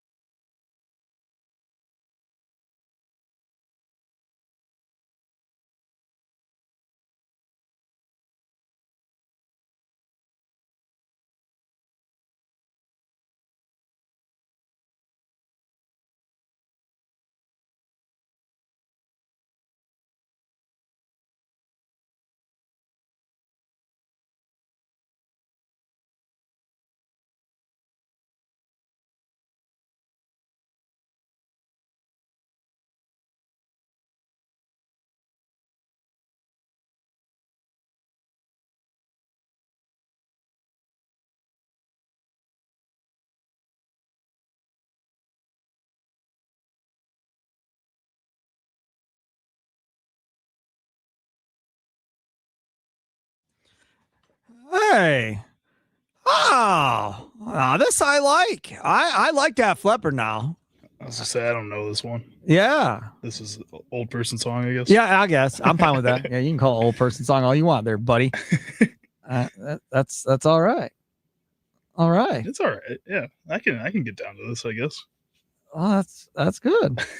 That's good. Hey, I got something here. What do you got? CC Sabathia and Dave Parker into the Brewers Wall of Honor.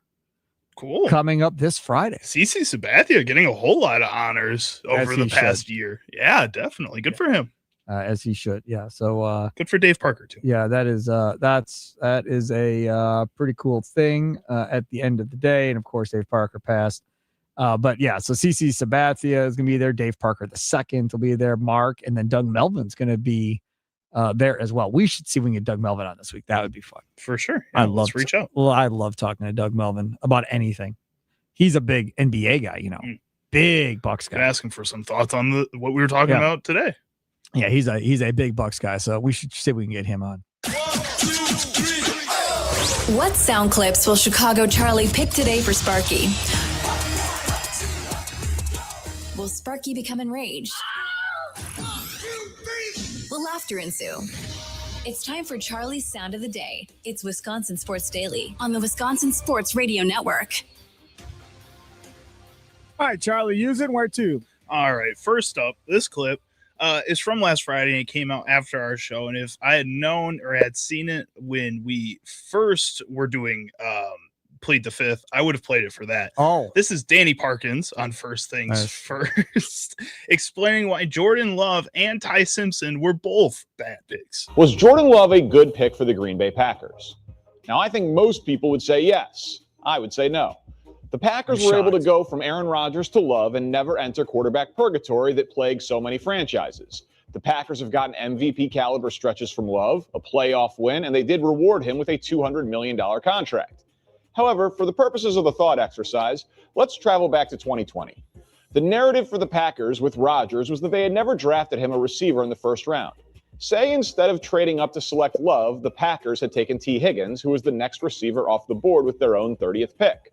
Rodgers went on to win the 2020 MVP without the first-round help, but the Packers lost by 5 to the Bucs in the NFC Championship game, mustering a mere 3 points in the fourth quarter. T. Higgins had over 900 yards and 6 touchdowns that year. Might he have been the difference? The following season, Rodgers again won MVP.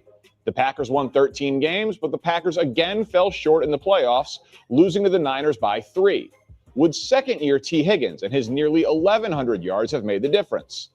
Now, we'll never know, but what we do know is that Jordan Love contributed absolutely nothing to 2 Packers teams that were good enough to win a Super Bowl. Which brings us back to the Rams. When you have a Hall of Fame quarterback still capable of winning it all, your responsibility isn't to plan for the future. It's to maximize the present. Ty Simpson might one day be great, but in order to justify the draft pick, the Rams need to win another Super Bowl with Stafford and then again in the future with Simpson. But of course, what is much more likely is that they'll be left trying to explain why they almost won the big one. You know what I don't understand? What's that? I don't understand how normal people can learn from prior mistakes and be better for it. How, as a Bears fan, could he possibly have that take? I just don't understand. You haven't had a quarterback of any sort that was any good for how long? And now you're shaming organizations that have a Hall of Fame quarterback that don't want to spend 40 years looking for another good quarterback and getting that next quarterback lined up. Is it you want everybody else to suffer like you as a Bears fan and not have a good quarterback and play for the now so you can rip them later for not being able to find a quarterback now that you potentially have one in Chicago? I know the Packers stuff. Fine. He hates the Packers. There's no credit ever given. Fine. It is what it is. I'm fine. Still waiting on his Cubs team to win the division because he said when the trader got there, they're going to win the division every year after that going forward. Still waiting for that day to come, Mr. Parkins. But either way, it just doesn't make any sense to me. I don't know how you potentially could rip a head coach that is offensive minded. It's not a defensive-minded head coach that's going to see his offensive coordinator change all the time. It's not Ben Johnson's there and Ben Johnson's leaving what happened in Detroit, and now they're going the wrong way. McVay's not going anywhere. He's as good as there is with quarterbacks. Jared Goff, he coached him up, left, got Stafford, won a Super Bowl with Matthew Stafford. Come on, man. Well, and I think comparing what the Rams and what's happening right now to what the Packers were dealing with when they drafted Jordan Love, the couple of years prior to drafting Jordan Love, Aaron Rodgers was declining. Like, it didn't feel like Correct. Aaron Rodgers was that same kind of player. And then once they drafted Jordan Love on his decline, that's when he came out and won 2 straight MVPs. Motivated. And then with Matthew Stafford, the difference between that is this year's Matthew Stafford won the MVP this year, like very recently, more recently very old. than Aaron Rodgers. Yes, he's very old, but at the same time, I think I get what he's saying about the Rams, that they have a right now, and there's other positions they could have gone with in the first round.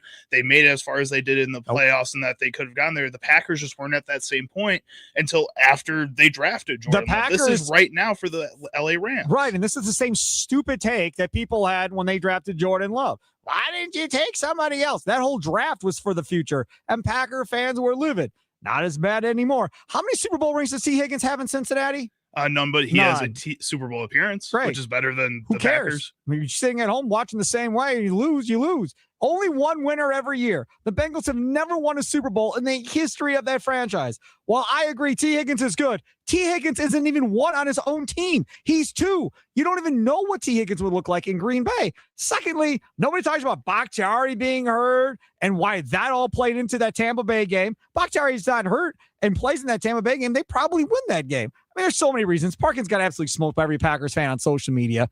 And it is what it is. I don't want to talk about Danny Parkins. I like not talking about Danny Parkins. All right, next up, we'll head on over to the Ross Tucker podcast, where Steve Fezzik says the NFL needs to be more cautious than the NBA was this past season. And the NFL has to be careful, Ross. No NFL team has ever tanked a game. The players play hard, but getting a good quarterback is so critical. And because of that, it's only a matter of time till we just have a travesty where we have 2 teams with both organizations trying to lose, and the NFL will indeed have to change their draft system and not just give the worst record team the number 1 This should pick. be on Plea the Fifth, too. Another horrible take. I couldn't wait to play that. Could have played that on Friday with Parkins. Exactly. Get out of here. Come on, man. I mean, you can go back to the Mikowski game against the Cardinals where they should have lost that game to get Aikman, and they were playing to win and won, and Jerry Jones and Troy Aikman were celebrating because Aikman didn't want to come to Green Bay. I think the fact that there's so many less games in an NFL season, they matter more. When you get to the end of an NBA season, you've lost a lot. It just like burns you out. With NFL, you don't get burned out as fast. I have zero issue with teams doing that. Zero issue. If that gives you a better position or better chance to get a stud player to win with, by all means, go ahead and you do what you got to do. I just don't have any issue with it. I know everybody else does. Doesn't bother me in the least. It's Wisconsin Sports Daily, live from the Wisconsin Sports Radio Network studios, powered by the Potawatomi Sportsbook. Looky here. Jonathan Gannon actually talked to the new Packers defensive coordinator for the first time. We'll hear from him next.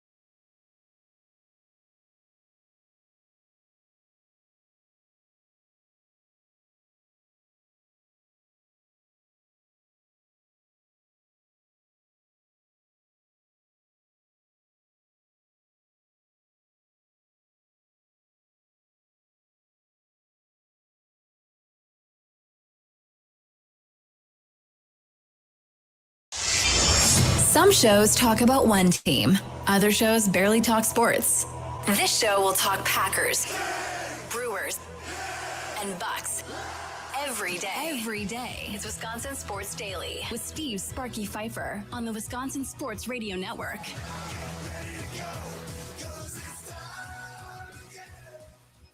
It is time again here on Monday, 4 o'clock hour with you as we broadcast live from the Wisconsin Sports Radio Network studios, powered by the Potawatomi Sportsbook. Hope your weekend went well. Hope y'all had a good time. I had fun at the Wisconsin Timber Rattlers game over the weekend. It was Bluey Day at the Timber Rattlers game. Nice. They have like Bluey merch or anything that they were handing out for it? No. So they had a Bluey meet and greet. Okay. Did you meet Bluey? No, because my 3-year-old would have been scared out of her mind because it's a mascot of any sort. Scared of as is. Every time she saw the Timber Rattlers have 2 mascots, right? Every time she saw either one. Now we had good seats, but if she looked up and saw one staying in the concourse, not happy. If one walked in front of us, in front of the screen, not happy. Was a thing. On the lookout the entire game for all that. I will say that I didn't know. It's been a while since I've been to the Timber Rattlers game. Like the last time we were there, my 10-year-old was a baby. So it's been like a decade, something like that. Or 9 years, whatever it was. Man, their food there is good. Man, we had pulled pork over tater tots. That was unbelievable. And then they have Jackson churros. And they're like Oreo cookie churros. And they give you you can put chocolate syrup on it or raspberry sauce or whatever. Like a cookies and cream sauce, kind of like a glaze. Potentially. Yep. Potentially. Yep. So I was just eating whatever everybody didn't finish. I actually didn't order anything for myself. So you're like a vulture. I was just finishing. I was going to get myself something, and then I quickly realized they all got too much food and couldn't finish it. So I was just finishing. There you go. Yeah, else. Save a buck or two. Now, I went there to see Fisher. And Andrew Fisher had a walk-off homer the night before. However, he did nothing while I was there. And I took one picture, and it was a really good action shot of Andrew Fisher. And my buddy goes, and he popped that up on the infield based on that swing. But yeah, he sure did. He popped it up to third base. Marco Dingus, another top prospect for the Brewers. He didn't do squat either. So that was good. Who was the star of the game? There really wasn't one. Timber Rattlers won. Ragsdale, Josiah Ragsdale hit a home run in that game and a double in that game. So I guess that would be their star of the game for the Timber Rattlers. And Thompson pitched well. JB Thompson pitched well the first 3 innings. Braden Smith, I think is the pitcher's name, kind of came in behind him and pitched really well behind him. And again, it was a nice win. Everything was good. But the Bluey aspect of it, the meet and greet, was cool, I guess. We didn't do it. But other than that, we didn't really see anything else Bluey related. I thought Bluey would be on the field at some point, walking around or whatever. That never happened. Have Bluey themed games in the middle or something. Yeah. Right. They did have some cartoon Bluey stuff up there in the 6th inning or so, and then a pop behind the scenes of Bluey in a room.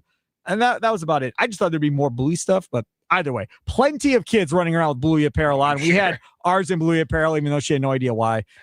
So yeah, it was fun. I had a lot of time at the Timber Rattlers game. Highly would advise to do that. Matt Pauley, KMOX Sports, Cardinals radio studio host. He'll join us coming up here in about 15 minutes as we get ready for Brewers and Cardinals tonight. Leadoff show with Tommy Wirtz comes up at 5 o'clock here on the Wisconsin Sports Radio Network. Things Sparky missed coming up at around 4:40 or so, but it's 4 o'clock, so we got to go.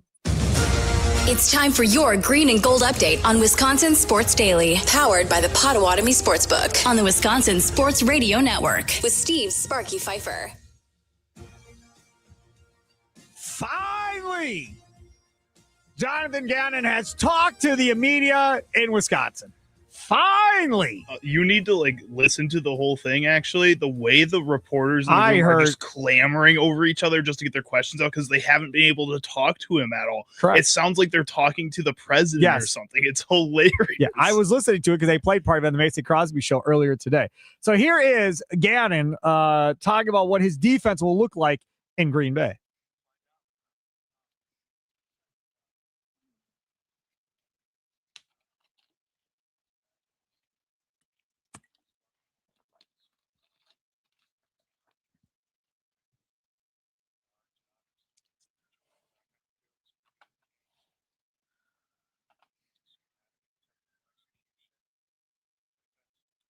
You know what I loved about this press conference? What's that? He told you nothing. He really did. Let's see. You haven't crazy for you haven't talked to me in a month? Oh, by all means, let's talk. And then every answer was a bunch of nothing. Like I don't think anybody learned much of anything. Here is Gannon talking about if he plans on being a 3-4 defense or a 4-3 defense. Now, surely we'll get an answer here. Yeah, both. Holy cow.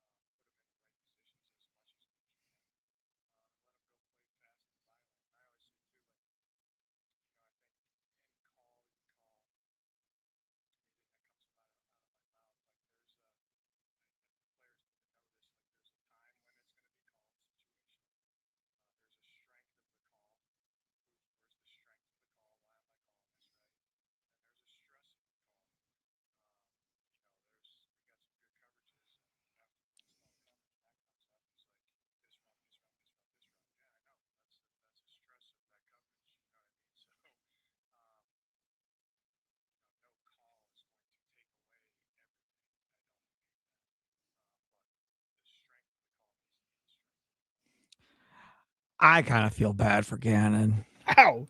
I do. Dude, he's following Halfley. Yeah, and you can tell he's trying so hard. Halfley and LaFleur, like, were the same dude, kind of. I mean, to a degree. Like, they're both just nerds, and they both love ball, and they both are over-the-top prep and all of that stuff, right? Mm-hmm. And again, as you can tell from Gannon, and again, this is the first presser, so I don't want to jump out and say we're never going to play Gannon again. But if this is how this is going to go, we're never going to play Gannon again if he never says anything. Halfley always told us stuff, and it was educational, I felt, for a lot of people listening, and entertaining to a certain degree because he pulled the curtain back and told you. And I'm giving Gannon a fair shot today. But I'm telling you right now, if by week 3 it's more of this, you will never hear Gannon on this show again. Right. And I think, like, my biggest problem, I think his biggest problem right now is that he's answering these questions in a way of like an introductory press conference that he should have had a couple of months ago. Like, if he were answering these same questions a month ago, I think these answers would be reasonable. But now you've gotten a little time with this team. You've been able to be in the locker room with the coaches and sit down and build a game plan. And it feels like you're not answering that way. Well, and I think when Halfley would talk too, it felt like you were learning from Halfley. He wasn't like talking down to you. What I just heard from Jonathan Gannon made it sound like he was telling us how like football works. And it's like, thanks, dude. I appreciate it. Break it down a little bit more. Break down what you're thinking, not just what the steps of football and playing defense are. Let me just throw something out at you. He may not know. Can I just throw out he may not know? I guess. He may be adjusting on the fly come July. He may come in with a base concept of, okay, this is what I think is going to work. Let me see what I have once I actually see them on the field together, hitting and so forth, and reacting and so forth. Let me see. You're going to learn so much from watching film. Like, I understand he's going to learn some stuff. But until you actually see how people react in certain situations, maybe you can't fully build it out. It's just like the Badgers. Grimes, the offensive coordinator, says, okay, now we're going to go build an offense. After all the spring practices are done, now we're going to go build an offense, and we'll have it ready for fall, and now that I know what I have. You don't get that type of separation of time like the Badgers do, where you get the spring and now you have months to build it out. It's going to have to be a little bit more on the fly. So I think he'll have his base built. He'll have a couple of ideas. But I bet you once he starts seeing guys and how they are and so forth, then he'll really start to add on and spice it up a little. I guess, but it also feels like from a fan's perspective, you saw how good this defense could be in the first half of the season last year. With Micah. And you get really excited about that group. They spent their top 2 picks this year on defensive players to help out that group. Signed Javon Hargrave, and I know all 3 of those guys aren't going to be immediate, super big impacts right away probably, but at the same time, it gets you even more excited. And then to hear that, I don't know what we're going to do, man, like it just kind of crushes crushes that excitement that you had felt and built up before Micah Parsons got hurt. And you thought, okay, we can just put that on hold until Micah comes back. But then you hear this and it's like, well, I don't want to wait until July to start hearing what you're going to do. You know what's on this defense. We know what's on this defense. Figure it out now. Find a plan sooner and state that plan. And yeah, you might have to change it, but just tell us what that plan is. It feels like he's not telling us anything. Again, he may not know. Here is Gannon talking about if his edges will be standing up or not. Remember, when they decided Aaron Cameron was going to stand up years ago, that he was not the same guy after that because he played with his hand in the dirt the whole time. Here's Gannon.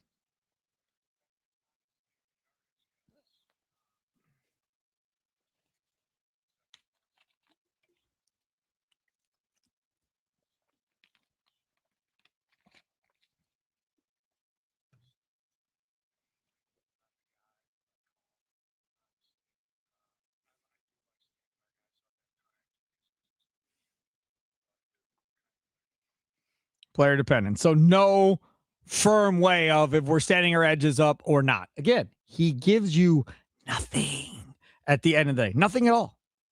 Trell, north side of Milwaukee. You're next on the Nicolay Law Talking Text Line. What's up, Trell? Hey, Sparky, I just got done watching that interview with Gannon a little bit ago. But I actually love the hire even more now. I liked it when they did it, and I still was trying to find more and more information. But I like what he was saying in the interview to this point. In football, you're going to have injuries. You're never going to have probably the same personnel week 4 as you're going to have week 13. Yep. So for a coach to be able to say he's going to put his players in the best position, he's not tied into a scheme or whatever, that lets me know that every week he's going to put that defense in the position, regardless of who they're playing, to make the offense do things they don't want to do. And for him saying that, I know that he's not ironed into making the guy fit. Oh, he didn't play like this, like all those years with Ted Thompson. Rest in peace, Ted. When he used to draft like Nick Perry and make him do things that he wasn't kind of accustomed to doing. I know he's not the coach that's going to put somebody on the island when they can't do certain things. And I just like it. He said he want to play fast, physical, violent, smart football, take the football away. I absolutely love it even more after hearing that. Now, again, Terrell, to that point, I don't want Lucas Van Ness standing up.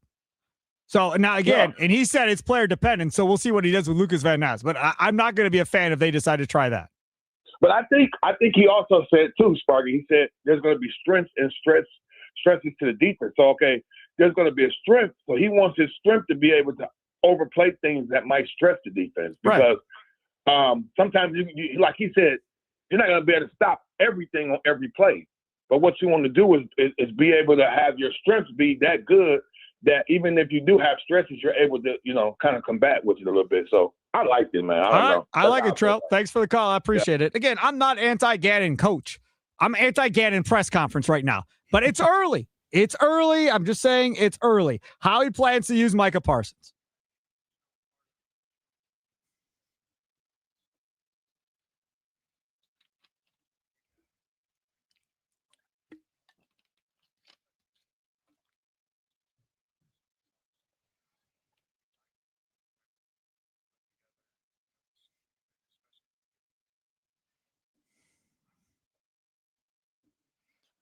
Habish, and Rotier. Let's talk about them. That gets me more excited than Gannon does at this point.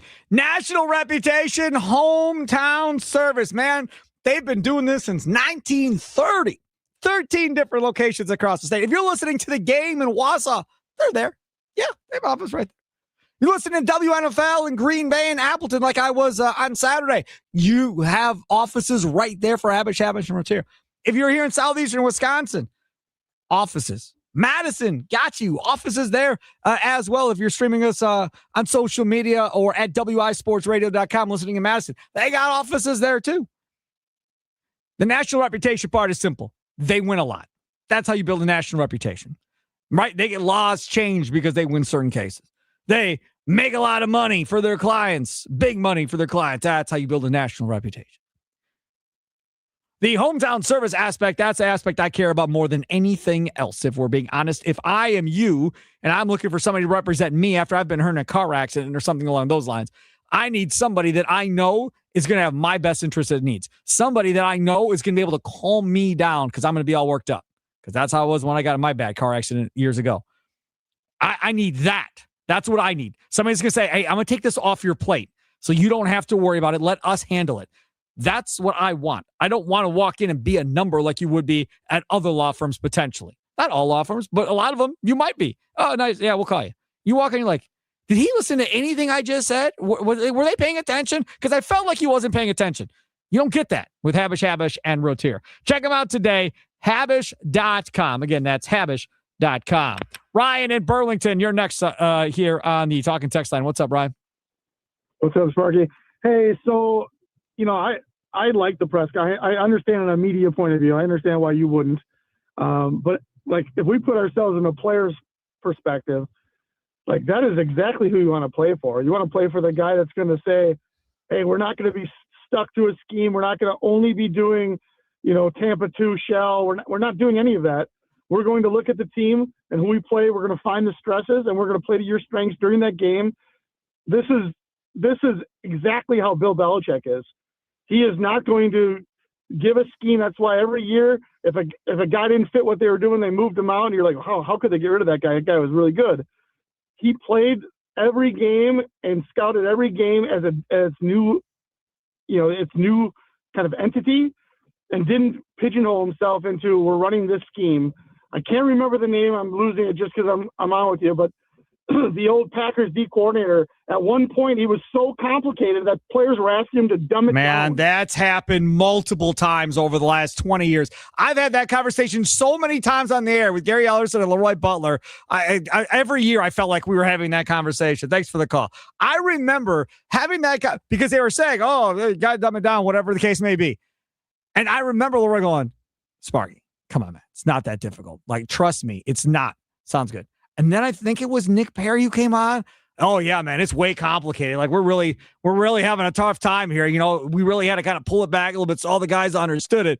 And they're just my guys are in the studio just shaking their heads, looking at me. And I was like, okay, well, that's not good. That's probably not good. But it didn't happen one time. It happened with all kinds of different coordinators, whether it be Dom Capers or whoever. It happened time and time again. I think it happened when Mike Pettit was the coordinator. They had to scale it back for those guys too. It happens all the time. Well, and I think that's why it's important for a lot of these defenses, especially the ones that we're seeing right now, to have a true captain of that group that's leading things, and why a lot of people like what Kyle Hamilton and the Ravens have been able to build on that defense, because he really just takes lead from a position that a lot of people didn't put that much value to. If other teams can start doing that, get a real true captain, if Adrian Cooper can be that guy, Xavier McKinney, if Evan Williams can develop a little bit more, these guys have the ability to be that. I think I have a lot more faith in somebody stepping up in that role for this defense than past defense. Of the guys I'm most excited for under Gannon, it's Adrian Cooper. I think he could make him into an all-pro. We'll see if I'm wrong or not. Matt Pauley, KMOX, and Cardinals radio studio host. Coming up next, it's Wisconsin Sports Daily, live from the Wisconsin Sports Radio Network studios, powered by the Potawatomi Sportsbook. How are the Cardinals playing so well? We'll find out.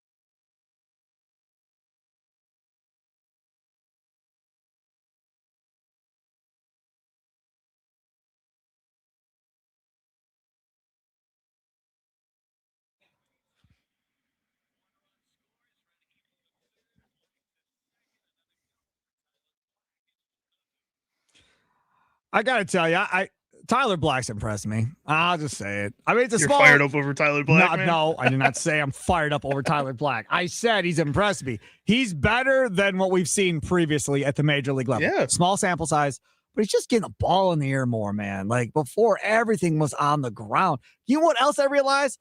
I was listening to Inside Wisconsin Sports this morning, 6 to 9, Trevor and Josh. And Josh put together this whole montage of them scoring runs. And I swear to God, it's like 75% of it was ground ball to the right side, hopper to the left side. Like that was a majority of how they scored. Yeah, when I was like paying attention to the game at work, kind of half watching, doing work, I have it on my phone with like the updates from Apple and stuff.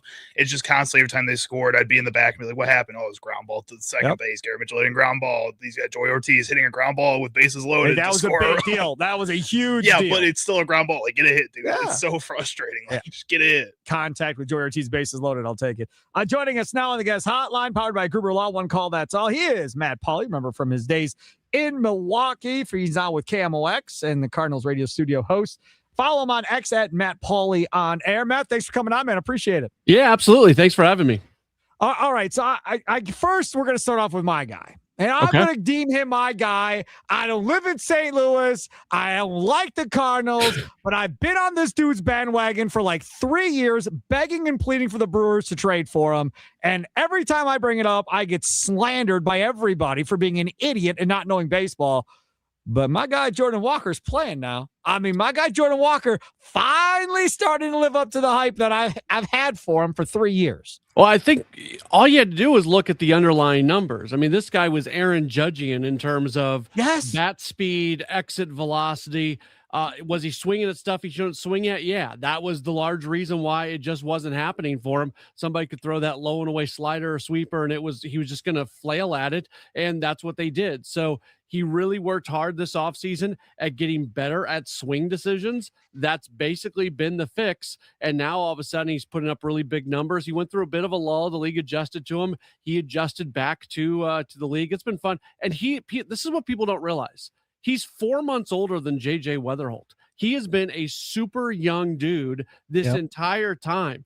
The development process in Major League Baseball, there isn't like some set, okay, this guy's been around for 2 years, so he has to be good now. He's still a really young guy. He was drafted out of high school, and he just zipped through the minor league system. So it was always there. Now, I'm not going to lie to you and say that I was 100% confident that he would be doing anything close to what he's doing right now. But you didn't have to squint that hard to say, if he can ever put it together, he's got the stuff you can't teach to be an impactful, middle of the order, all-star caliber kind of bat.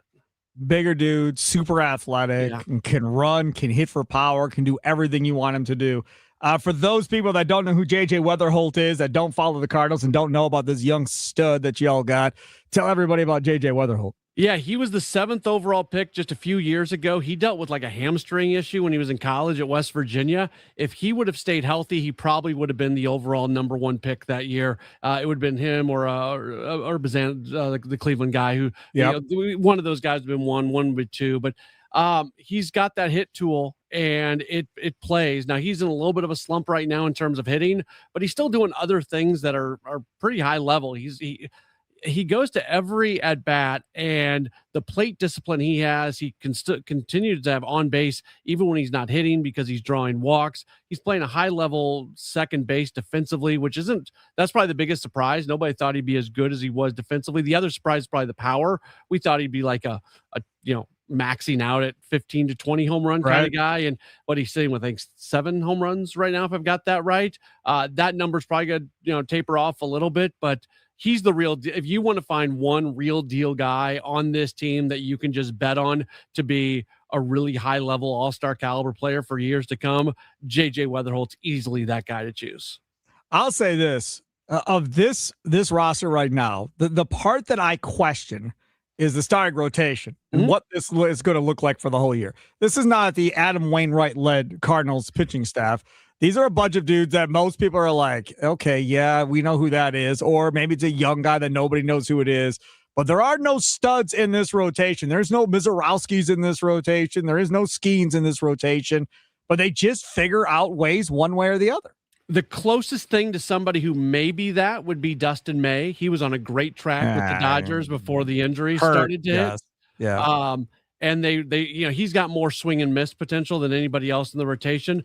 But Matthew Liberatore was their opening day starter for a lot of good teams, and I like Liberatore a lot. Like, I'm not trying to be dismissive of him, but they've just got a bunch of guys that'd be like 3 or 4s at best on really good teams, and they're about the worst swing and miss rotation in all of Major League Baseball. And then the bullpen isn't that much better, especially beyond their closer, Riley O'Brien. I mean, this team just does not get swing and miss. The expected numbers for ERA, almost everybody has a higher expected number than what it actually is. Michael McGreevy's sitting with a 2.5 ERA right now. His expected has been above 6 most of the season. Oof. So they're finding ways. It's fun to watch as somebody who wants to see the Cardinals win. What worries me is, if it starts to like depreciate a little bit as you go along, that's all right. I don't want it to just all of a sudden fall off a cliff where these guys are giving up 6-7 runs every single night. But you're right. I mean, when you look at it on paper, they should not be this is not the rotation of a 20-win team, yet here we are. So back in the day when La Russa was the manager, Matheny was the manager, you couldn't get seats. I mean, they were just full every night, no matter what. That obviously has not been the case here the last couple of years. How much is this fan base buying into what they're watching in St. Louis, or are they not stupid and realizing, okay, this is probably going to end at some point? It's moving in a upward direction, but it's not like snap your fingers and all of a sudden you're going to have 30,000+ people here every single night. Now, they had that for the 3 games against the Dodgers. There was a lot of Dodger blue in the ballpark. Oh, yeah. You bring Shohei Ohtani in, there's going to be Cardinal fans who want to see him. So this is going to be a little bit of a litmus test over these next 3 days to see how much, because a midweek series has not been drawing well. It's been, announcing in the low 20s, which is not what we're used to here in St. Louis. So there is more excitement. There is more optimism about this club than there's been in a while. And some people are starting to hop on, but I still think it's a process to get there. Talking with our guy, Matt Pauley on air on X. He's from KMOX in St. Louis, of course, Cardinals radio studio host too. Every time we look up, as far as the minor leagues go, the Brewers are one of the top minor league farm systems. This has been this way for quite some time. They are really, really loaded right now. I'm guessing you probably are well aware of some of their top prospects because I'm sure you probably follow them still a little bit, even though you're in St. Louis. What about this Cardinals farm system? What does the future there look like for them? It's getting a lot better. Fangraphs, which has a very different type of ranking system than most of the other ones, had them ranked as the number 1 farm system in all of baseball. They're top 5 to top 10, depending on if you're looking at Baseball America, MLB Pipeline. This is what Chaim Bloom, the current president of baseball operations who took over for John Mozeliak, this is what he was brought in to do. And in fact, in Mo's final season as president of baseball operations, Chaim was here and he was only focused on the farm system. And they made all the trades. They traded Sonny Gray, Wilson Contreras, Brendan Donovan, Nolan Arenado. They made the moves last year at the deadline with Matz and Helsley and everybody. Like that's what they've been doing, and they've infused a lot of talent into this system. And some of the guys are pretty close to getting here. There's a fair amount at the AAA level. There's also a whole lot more at the single A level. So it's getting better. And this organization thinks the organization lost its way over the final few years of the Mozeliak tenure because they were not producing high-level talent out of the minor league system, and they were using Band-Aids to bring in veteran guys who you were paying a lot of money to kind of be middle of the roster type guys. So they are in a much better spot. And I think, nobody expected the Cardinals to be doing what they're doing right now. We don't really know how long this is going to last, if this is actually who they are or not. But I do think the future is pretty bright, and it all comes back to Chaim Bloom being incredibly disciplined in that his first job here is to increase the overall level of talent in the organization. There he is, Matt Pauley. Again, KMOX, Cardinals radio studio host. Follow him on X and Matt Pauley on air. Matt, thanks so much for coming on, man. I appreciate it. Yeah, absolutely. Anytime. I always love talking to folks in Wisconsin. You betcha. Take care. There he is, Matt Pauley, joining us on the guest hotline, powered by Gruber Law. One call. That's all. I don't care. I'll be a Jordan Walker fan club of one guy.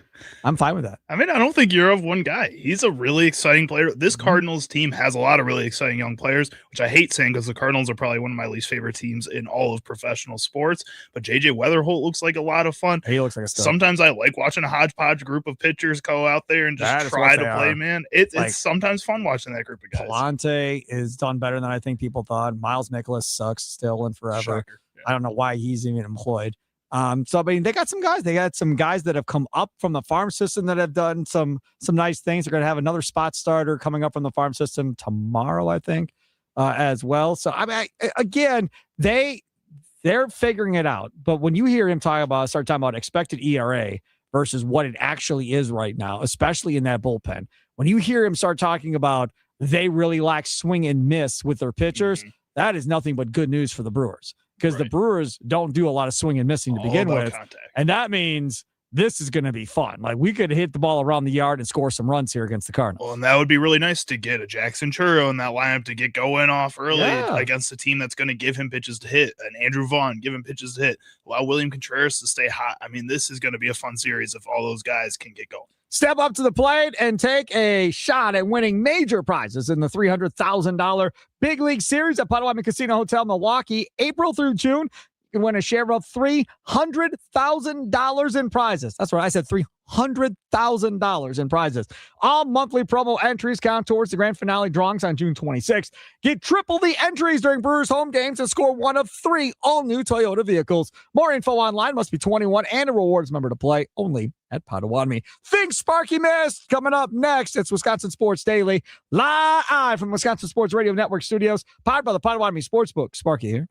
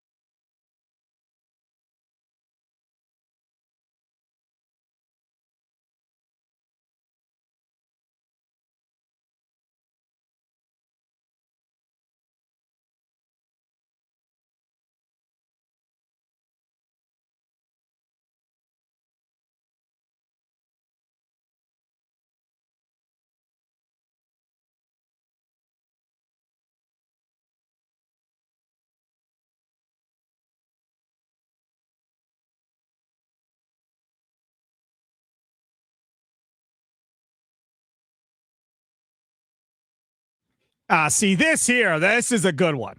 I like this one. We can do a little Huey Lewis in the news. Power of Love. See, I don't recognize this song until they get to the chorus of it. I was like, I've never heard this song before, but we went through this last week when we picked it. Well, because this is the Josh Albrecht walk-up music that he had. Right. Because last week they were telling Doug Gottlieb, who's on Wednesday mornings at 8:00, then he needs a theme song to play when they bring him on. So then it became, okay, Doug said, well, what's yours, Josh? And he said, The Power of Love. It's an all right walk-up song. I guess. What would yours be?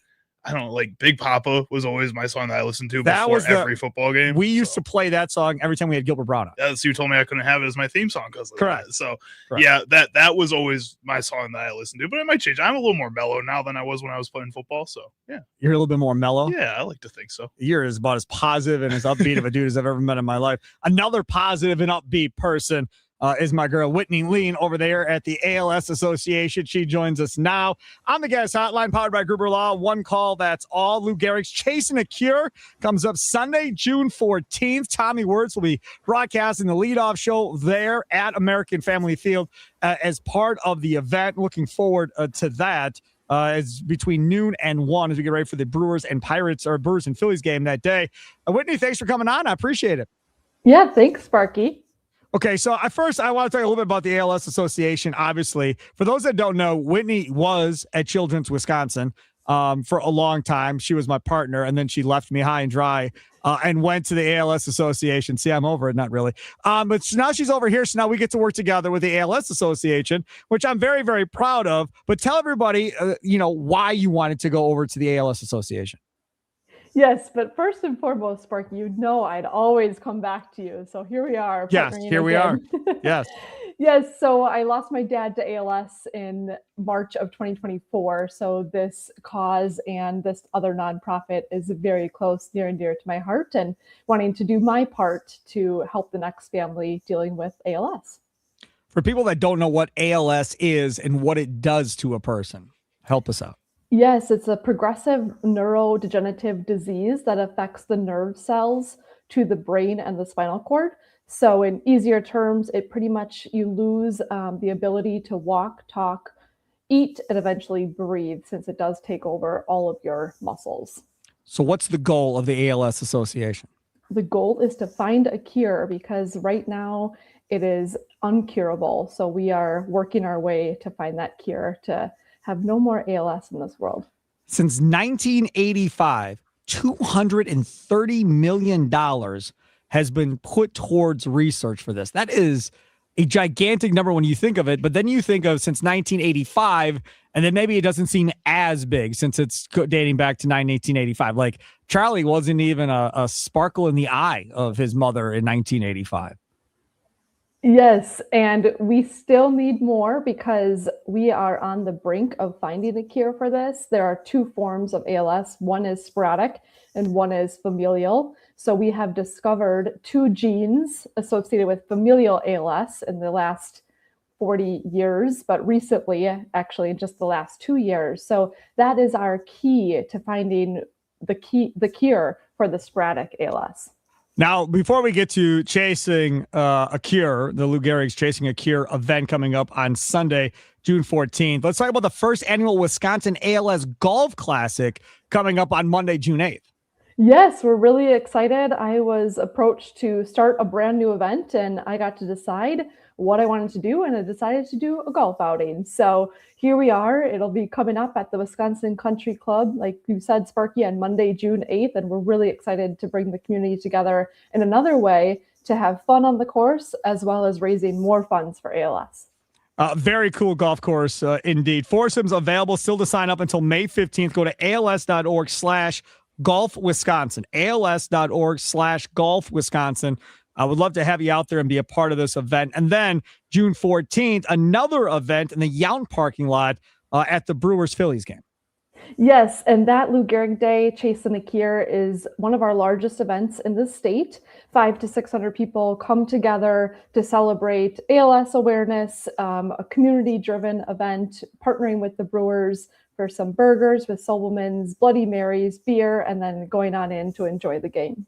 Yeah, it's awesome. Tickets available there as well until June 1st. Go to als.org/chasing-a-cure. Chasing a Cure. So als.org, Chasing a Cure, and you'll be all set. Other vendors on site selling goodies and donating a percentage back to ALS. Pete's Pops will be there. Those things are so good. Oh, my goodness gracious. Tailwind and Tailwags Coffee, Tots on the Street, and Donation, all going to be set up there. And you can get there, get a picture taken with Tommy Wirtz doing the leadoff show, get a signed autograph, whatever the case may be. If you're a big Tommy Wirtz fan, he'll be there leading up to the event from noon to 1. Yes, thank you so much, Sparky. It's going to be a fabulous day for family, friends. Everybody's invited. Awesome. Whitney, thanks so much for coming on, and congratulations in your gig, and look forward to some success here. Thanks, Sparky. Have a good day. You bet. You too. There she is, Whitney Lean from the ALS Association. All right, let's get to what we missed. What story did Sparky miss talking about today on Wisconsin Sports Daily? Don't you worry. Sparky's got you covered now.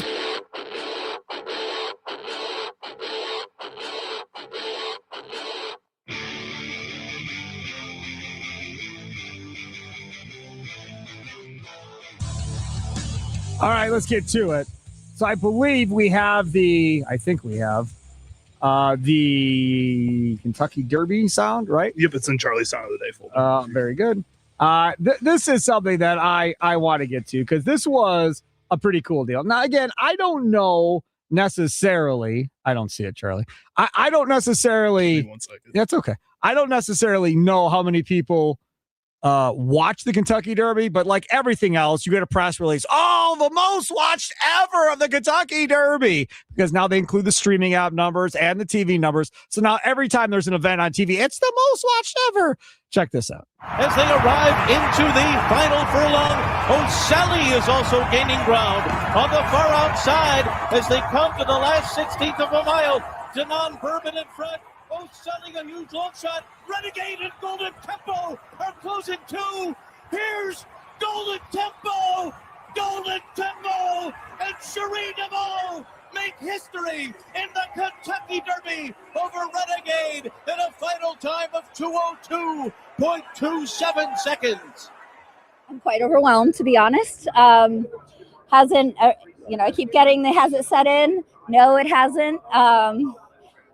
Can't wait to take a moment to breathe and just to really let this all set in. How do you describe what you just achieved? I can't. A lot has been made about a female trainer winning the Kentucky Derby, and I'm honored that I get to be that person. And I hope this just paves the way for any other little girl with big dreams or woman with big dreams. I always thought that the sky was the limit. Now, really, truly is the limit. Very cool. Again, that's Cherie DeVaux talking about it after she was the trainer. If you get a chance to watch that video of her watching that horse come from behind, was insane. That horse was at 23-1 Golden Tempo and came from in the back of the field, came storming through the field to win that thing. She was losing her mind. Again, first female trainer ever to win the Kentucky Derby. Just such a very, very cool moment. Just an absolutely awesome accomplishment for her. The jockey for Golden Tempo, he was racing against his brother Jose Ortiz, and like raced right past his brother in that final stretch there. So that was a really cool moment for him. A lot of cool stories out of the Derby. This was the first year I kind of paid attention to it because Chuck Arbedian and I made picks for this race. Oh, I got Arbedian on golf Saturday morning, 7-9. And none of us won, but we each made 3 picks, and it was cool to kind of like pay attention and be like, oh, maybe I do have a chance, I didn't put any money down because I'm afraid of putting money down and stuff like that. But yeah, it's a good idea. Yeah, good idea. Back in the day, I worked at Dairyland Dog Track, Greyhound Track, I should say, in Kenosha down there on the border. And back then, there were Greyhound tracks all over the place. There was one up in St. Croix that was amazing. That was really cool. That I know Tom Kelly, who's the manager of the Twins, had Greyhounds, I want to say, and was always at the track. Frank Brakowski was another one, former Bucks basketball player. He was heavily invested and loved going to Greyhound races. And we always used to do cool stuff. But I'm telling you, man, those regulars that would come in and buy those horse programs every day knew how to read a program, knew how to handicap and all of that and how to read it. And I got to figure out how to read it and so forth. But I was never able to win like some of these guys that, essentially do it for a living at that point. It took Chuck and I about an hour to figure out why there were 23 horses listed, because we learned that scratches happen. Scratches, and then we do officially happen, yes. found that out an hour into the show, so we would not have done well. Yes, scratches definitely do happen at the end of the day. But yeah, I thought that was a very cool thing, and I was very, very happy for her. Our thanks to Tim Dillard from Brewers TV, analyst coming on. See us each and every Monday at 2:20 today. That was a lot of fun. And of course, Matt Pauley from KMOX and the Cardinals radio studio host coming up there in that last segment. That also was a lot of fun. Coming up tonight, it's Brewers and Cardinals. We'll kick things off for the leadoff show with Tommy Wirtz coming up here at the top of the hour. So about 7 or so minutes away. He'll get you ready for that one. And then after the last pitch, you make the switch to the Potawatomi Sportsbook postgame show with the franchise, Tim Allen and Tommy Wirtz. I have not seen the lineup. Don't tell me what the lineup is, but I really, really hope that Andrew Vaughn and Jackson Cherrier are both in the lineup. And I really hope he didn't decide to give Contreras and Terang the day off since they're both back. I really hope we get as close to seeing a potential A lineup without Christian Yelich as we can get tonight in St. Louis.